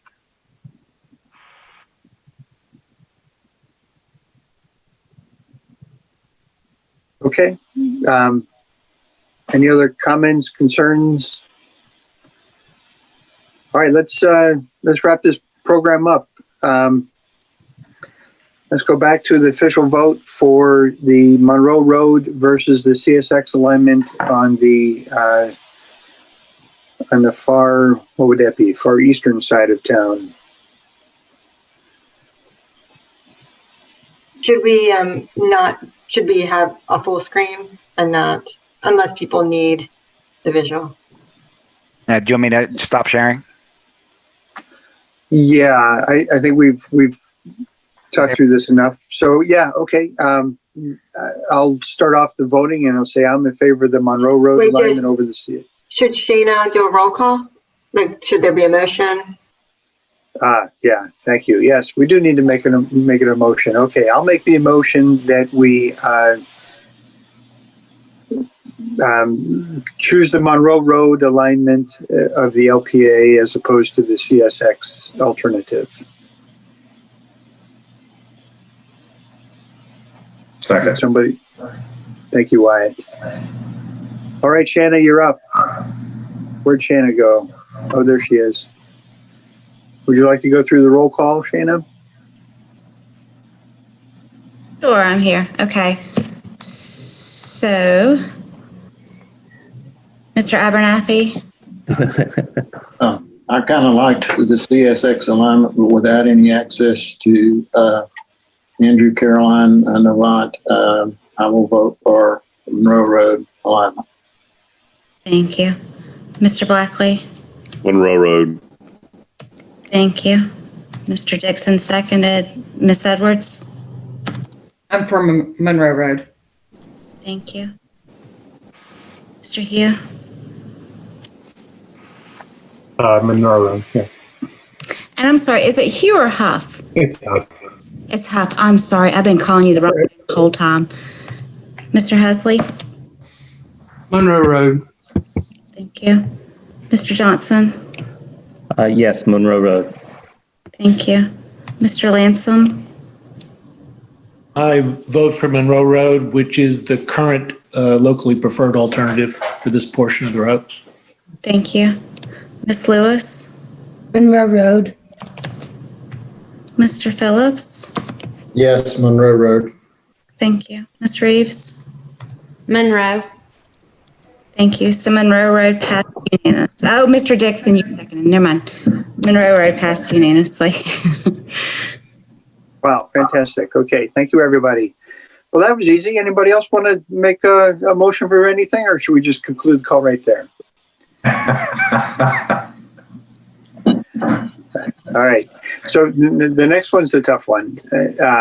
The in-town station at along the Matthew Street alignment, or the Andrew Caroline station. Now, here's the deal. Unless something really weird has happened over the last few days, we're going to have a split vote on this one.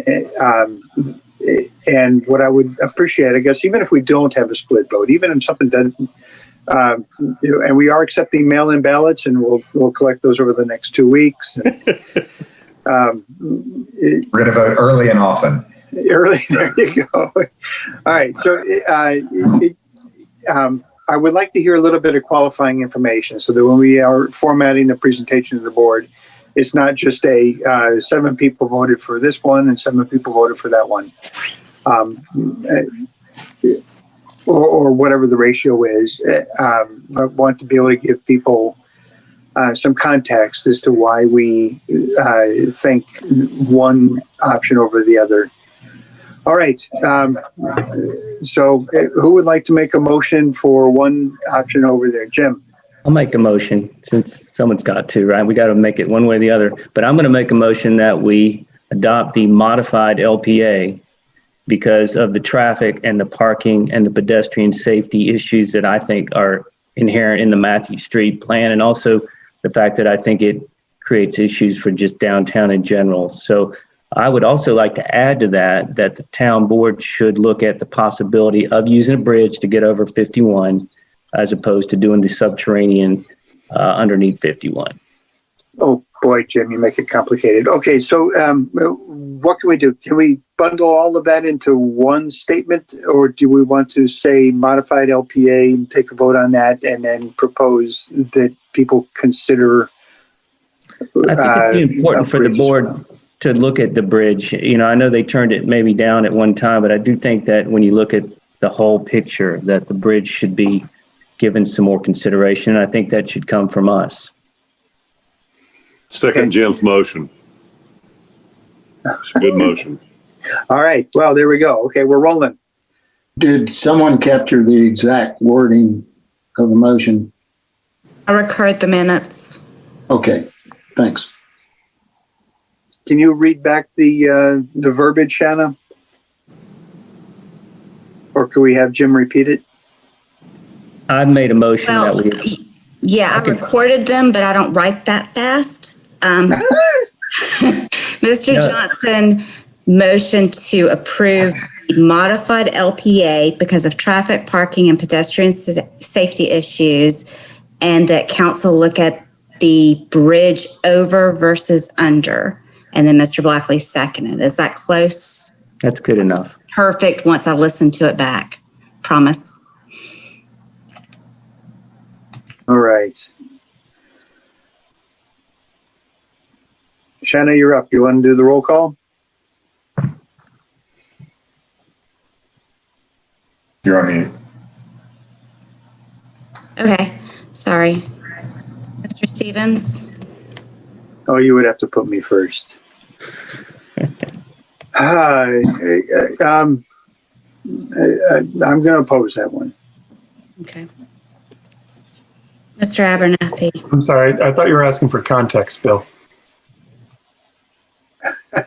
No, we're going. Oh, okay. So context. I guess if we go with the modified LPA, I would not recommend the bridge. I'd recommend the pure underground. If we don't go with the LPA, I would recommend going down Matthew Street. So why? I think the bridge would. I can't quite get over the visual impact of the bridge, as opposed to it going underground. And if we don't go with the modified LPA, I would say that the accessibility to town from the Matthews Street station, wherever it ends up being, would add a lot of character to the town, as well as it'd be better for the usability of the light rail. Thanks for that reminder, Chris. Mr. Abernathy? The LPA in Novant, Andrew, Caroline is more reliable, more accessible to more people, eliminates entirely the problems of every 8 minute for traffic and pedestrian travel and safety in the town center. It also eliminates entirely problems of access and operation for businesses and residences in the town center. Therefore, I'll vote for the LPA, Novant, Aaron, Drew, Caroline. Thank you. Mr. Blackley? I think he seconded the motion, right? Correct. Do you want to give a reason? Qualification. I've spent 36 years trying to keep Matthews is a nice place to shop and live, and I cannot in good conscience go with a route that's going to affect downtown as much as the current Matthews Street situation is. And I do think the town board should look at the bridge for cost savings. I'd like to vote against both of them, frankly. I don't think we've done enough thinking out of the box yet.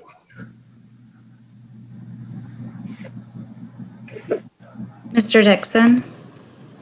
So I'm being asked to oppose, I guess, so I would oppose the motion and support the Matthews alignment so that it is near enough to downtown to be a benefit, but work to minimize the station location impact on the character, what makes Matthews great. And secondly, I have very limited belief that the hospital will ever let anything develop on their property that is going to be additive to the tax base for the town of Matthews.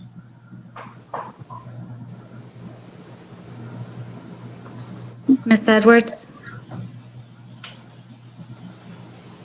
I oppose the motion for the alternate LPA. I don't totally hate it.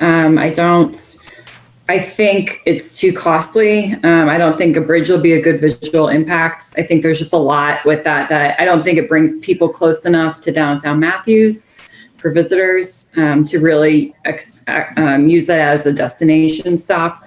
I do like the downtown Matthews alignment with some caveats of looking at station location. And I think a lot of what Wyatt already said of, keeping our downtown character while creating a destination for people to come visit Matthews. Thank you, Mr. Huff. I oppose the motion. I would prefer the Matthews Street alignment. I think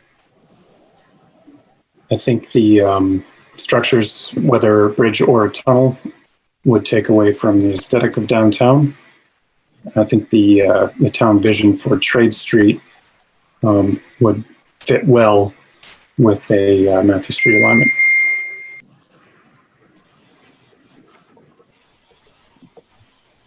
Mr. Hesley? I'm with David. I'm oppose all light rail going through Matthews anywhere.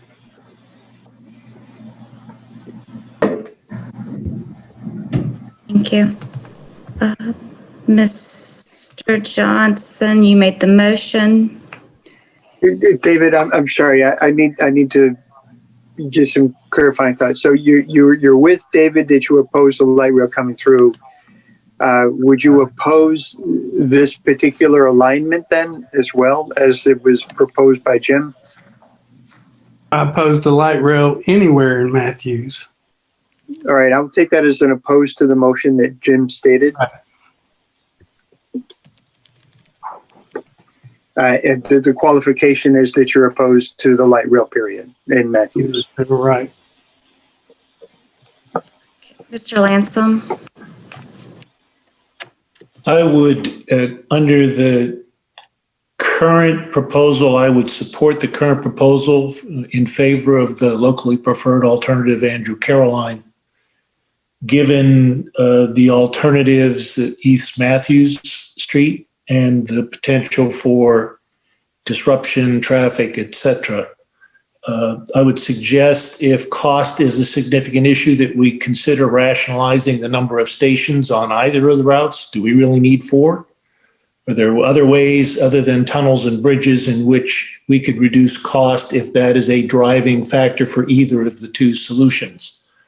I would also still like to have some form of an engineering traffic study done that does consider some of the other forward-thinking projects we're about to face, like the John Street project, the Weddington Exchange, and so forth, and to try to factor that in to the decision-making process before the decision is finalized, not after, so that we're trying to avoid and mitigate the cost and impact of traffic.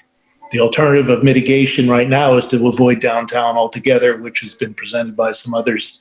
And absent better information about what the Matthews Street may offer, I have to avoid downtown. So I'm in favor of the proposal. Thank you. Ms. Lewis?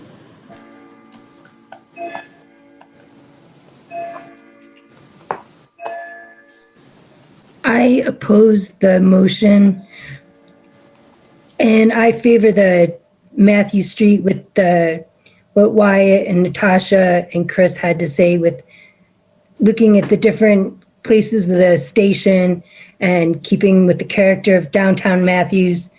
I believe that it would be good for people to go to events and be able to use the train and to maybe not use their cars to come into downtown Matthews.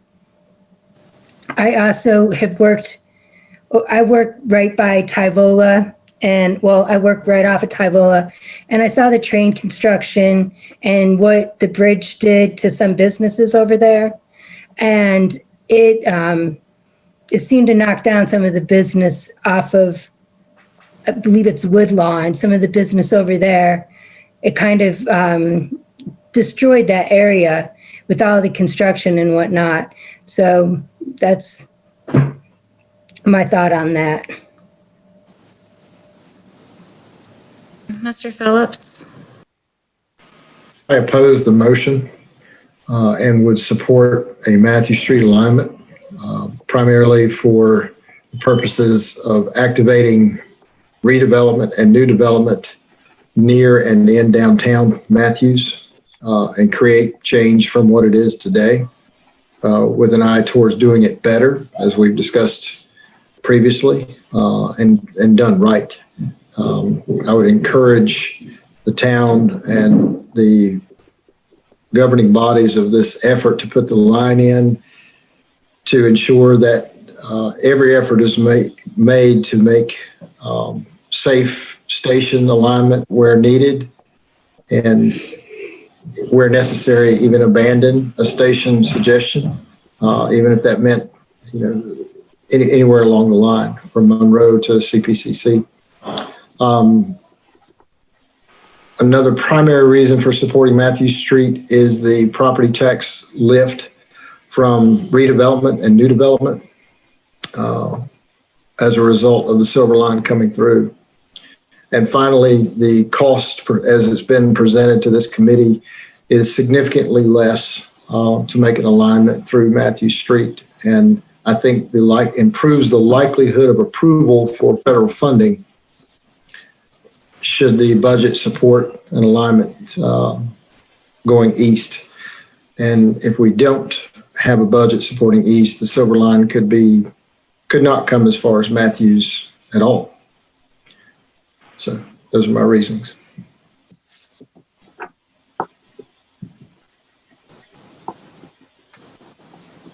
Ms. Reeve? I wish I had a really eloquent statement prepared. I think I could piggyback on every single person who's commented tonight. I'm kind of with David. I almost wish the thing wasn't coming at all. I agree with Scott that the tax base is important. I vote on another town committee to keep traffic out of Matthews. I seem to be alone in that.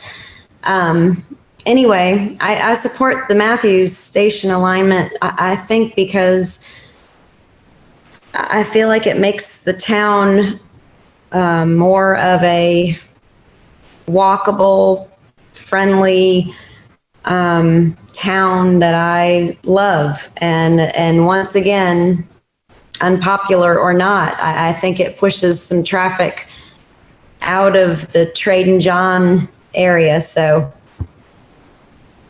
I'm not even sure that all makes sense to me, but I guess I disagree with the motion and I'm for the Matthews Street alignment.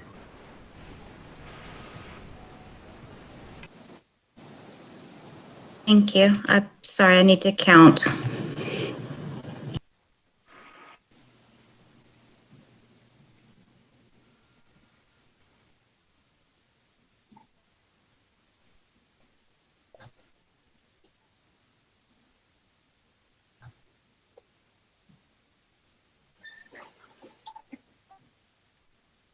Sorry, Dana or Jay, were y'all counting because I was typing and I could use some help right here? Oh, sure. I have Bill, Wyatt, Natasha, Chris, Lynn Lewis, Scott, Jana, and Bo opposing the West Matthews alignment. So that's 1, 2, 3, 4, 5, 6, 7, 8. And I have David, Jim, Lou, and Carrie in support of Novant, Andrew Caroline alignment, which is 4. Did I say that incorrectly? Did I miscalculate that? You got it. Maybe you should put Bo in the category of stopping it at Industrial Boulevard, which would be my second choice over Matthew Street.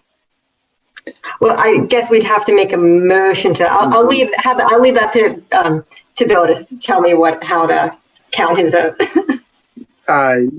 So I don't think there's any doubt, at least in the way that I'm hearing it, that Bo, you are opposing the motion.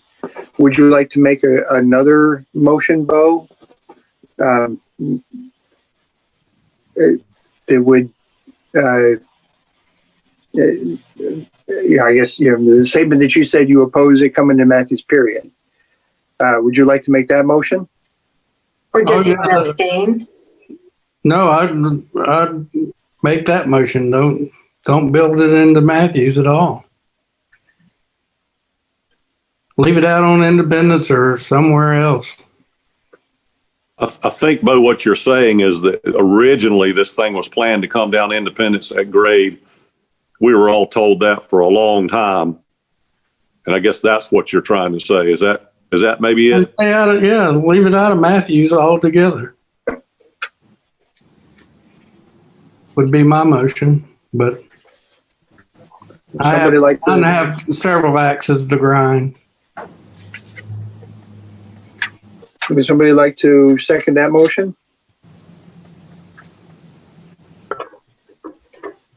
All right. So I guess, what do we do with a motion that didn't get a second? I guess we're not voting on it.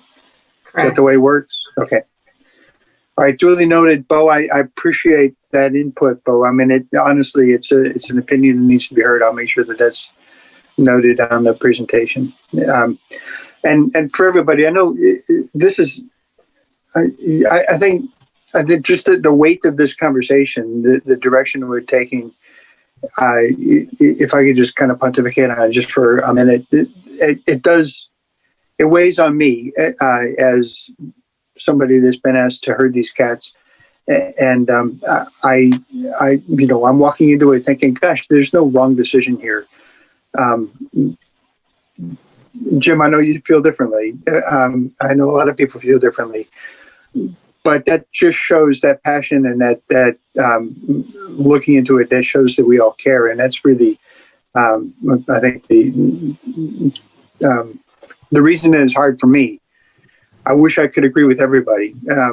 I wish I could have it altogether better for everybody.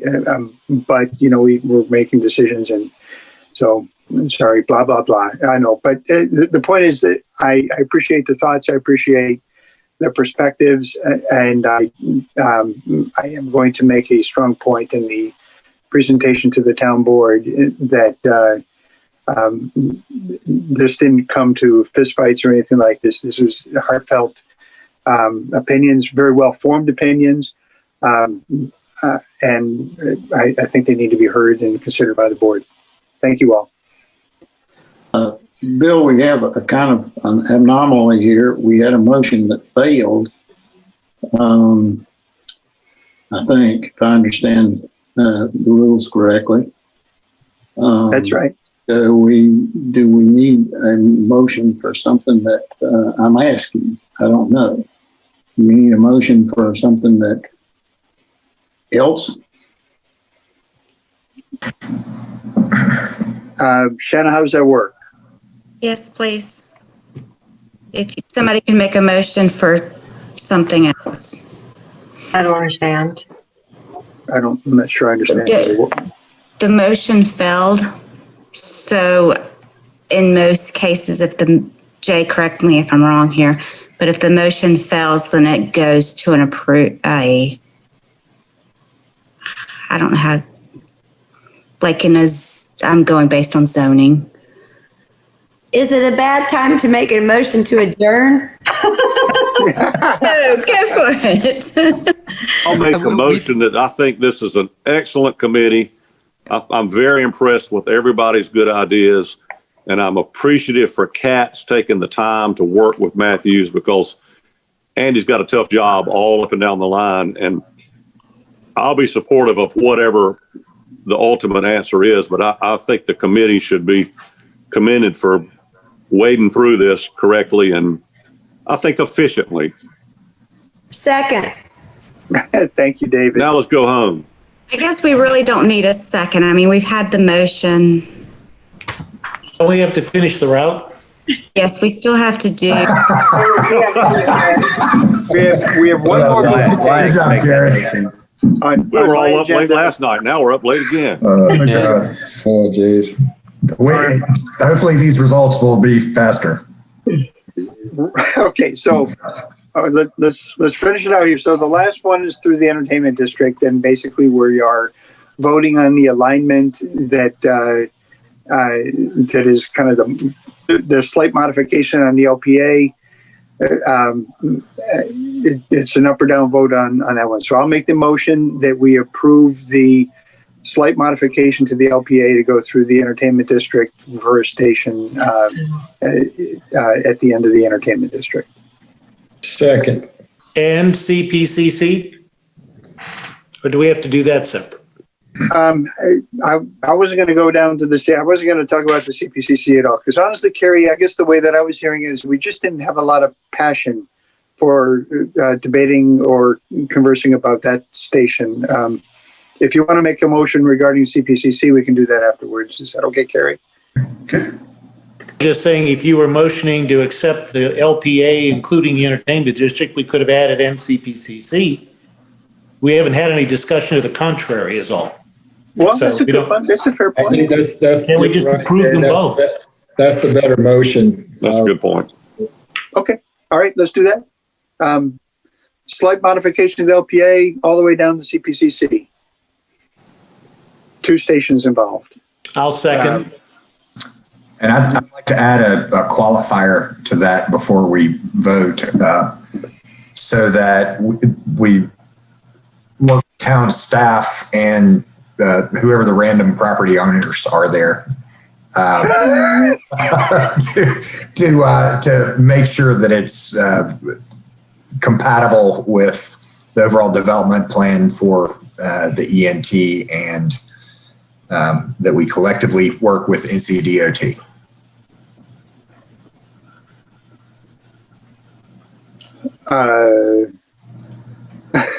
That's a lot. So you want me to redo that? You want me to say that again? Scratch that? That could be included as a condition, that's part of the motion. Well said, Lou. So is that okay, Wyatt? So we vote on the motion for the slight modification of the LPA going all the way down to CPC with two CPCC with 2 stations, and then you could voice your qualifier on your vote. Is that okay, Wyatt? Sure, fair enough. Okay.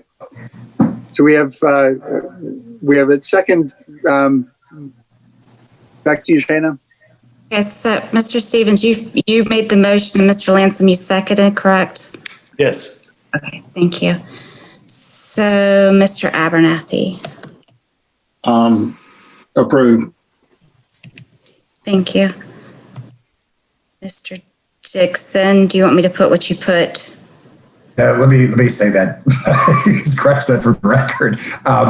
I would say approve subject to coordination with town staff and development plans currently approved in the ENT.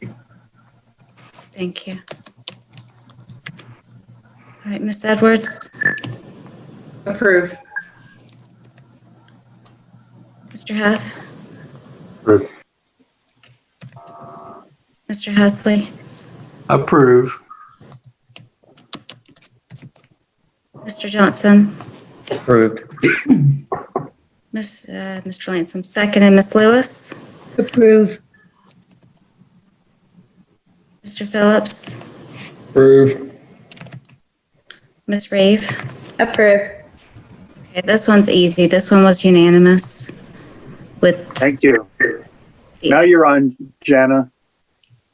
Oh, wait. So Dana, are you going to say the same thing I am? Are you going to say that we haven't actually approved the West Matthews section? So the board understands exactly what the recommendation is for Matthews. It needs to come back with an actual motion. So you don't need to go back and state your reasonings, but someone needs to make an actual motion to recommend Matthews Street and then have a vote on it. Okay. So we're at the very end here. Last meeting. So close. So close. I'll be quiet now.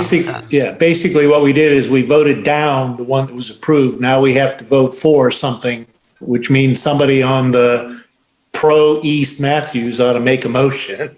Correct. That they're pro East Matthews and we have to vote. All right, I'll start it off then. I'll make a motion that we approve the Matthews Street, Matthews Man Hill Road alignment instead of the Andrew Caroline alignment. Second. I have a question for staff. Is it possible that rather than us having to repeat everything we said about our qualifiers, can we just, is this just up or yes or no? Yeah, yes or no is fine. Thank you. Thank you, Wyatt. Jana seconded the motion. Starting this. Mr. Abernathy. Disapprove. Mr. Dixon. Approve. Ms. Edwards. Approve. Mr. Huff. Approve. Mr. Husley. Approve. Wait, did you say approved, Bo? Approve. Yes. So the Matthews Street alignment's okay? Yes. Okay. Mr. Johnson. I vote against it. Mr. Lansome. I'm against as well. Ms. Lewis. I'm for it. Mr. Phillips. Approve. Ms. Reeve. Approve. Oh, you seconded. I'm sorry. So we have 1, 2, 3, 4, 5, 6, 7, 8, 9, 4, and 1, 2, 3. 3. You didn't ask David. Oh, I'm sorry, Mr. I already knew what you were doing. I got to be consistent. Yeah, I'm sorry. Nobody wants to. I can't flip flop. I don't want to be a politician or anything. I already got you pegged. Sorry. Did you already unload that truck, David? Yes. Yeah. Mr. Buckley, I'm sorry. I'll support whatever comes down the road. Did you want to approve or disapprove? Disapprove. Thank you. Okay, The particular motion at hand, yes. Gotcha. So 3 and 9 for this one. Thank you, everybody. Motion passes. Can I just say that you, Bill is going to do a actual presentation to the board on November 9th. So Monday night, we are gonna, he's gonna put together a presentation And we're gonna, he's going to do this presentation on Monday night to present this. So if any of you all want another late night, because it's gonna be at the end of the agenda, which I didn't tell Bill that, but I'm telling him now. I had nothing to do with that.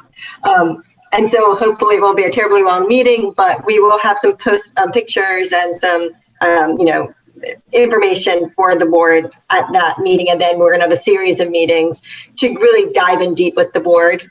Some board members have been watching this on Zoom, but they're going to probably have lots of questions too that Andy will have to help us answer. So the context of this meeting, I just want to qualify for everybody, and I would very much value your contribution to that town hall meeting as well. I think it would give me some comfort in talking through it. But I am going to present both ideas, the in-town station. I think this is, a heavy enough decision that both sides need to be fairly represented. So we're definitely going to go spend a lot of time on that. And what I am not going to do, and this would be something I think, Andy, you might want to hear, that I am not going to try to educate them on what the path is for the light rail, other than what our decisions were. I'm not going to try to educate them on all of the details of transit-oriented development and, the ins and outs that we've talked about for 10 meetings here on this call. I'm going to leave that up to their conversations with Dana and Jenna and Andy. But I will try as best as I can to represent our conversations and our decisions that we came to tonight. Can we take one more picture, since people were added to the meeting when I took the picture earlier and not everyone was here? So can everyone get in front of their camera and smile? And again, Thank you for your efforts. Okay, 1, 2, 3. Okay, thank you. Thanks, everybody. Thank you so much. Thank you. It's been great. Bill, can we see that presentation before it goes before the board, please?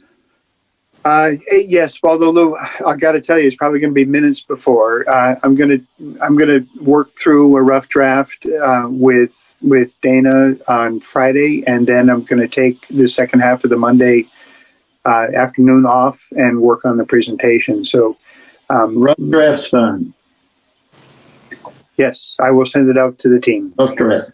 And I'll happily send an invite, make sure everyone knows the link for the town hall meeting if you guys want to join in. So I'll send that out on hopefully tomorrow or Friday. Sure. Thank awesome. You. Bye, guys. Thank you. Bill, is this officially our last meeting? It is officially our last meeting. Is this where you call me up on stage and give me a bouquet of roses or something? Yeah. I think we need to give the roses to Andy and Jenna. Yes. They did not know that they were coming to all of our meetings. I thought the chairman was going to buy us beer. That's why I signed up for this. Andy, you earned a beer. You definitely earned one. No doubt about it. The first meeting, the mayor, I think, was kind enough to suggest ice cream, but we would vote for beer. And for the record, I never told anyone, but the best ice cream in the world is that super premium vanilla from Costco. All right. I'll take your word for that. What I expected. It's amazing. Hey, super premium vanilla. Okay. Is that coming in a really big It's bag? the Kirkland. It's the Kirkland brand, but it's is it this big? It's massive? amazing. No, it's just the best ice cream I've ever had. It's just amazing. The 35-gallon small size, right? Actually, it comes in 2.5 gallons. But always get recommendations. That vanilla is your favorite. Super premium vanilla, Kirkland brand. You have to try it. Before you ridicule me, you have to try it. Do you put toppings on it? I sometimes I do and sometimes I don't. You don't have to. It's that good. Is that good? It literally melts in the sink. You know how some ice cream just stays in its foamy kind of thing, but this actually turns into cream when it melts. So there you go. Okay, point an advertisement. I'm voting for Scotch. Okay, I'm going to go tuck my kids in. Thank you guys all so much. Good night. Thank you all. Good night, everybody. Take care. Everybody.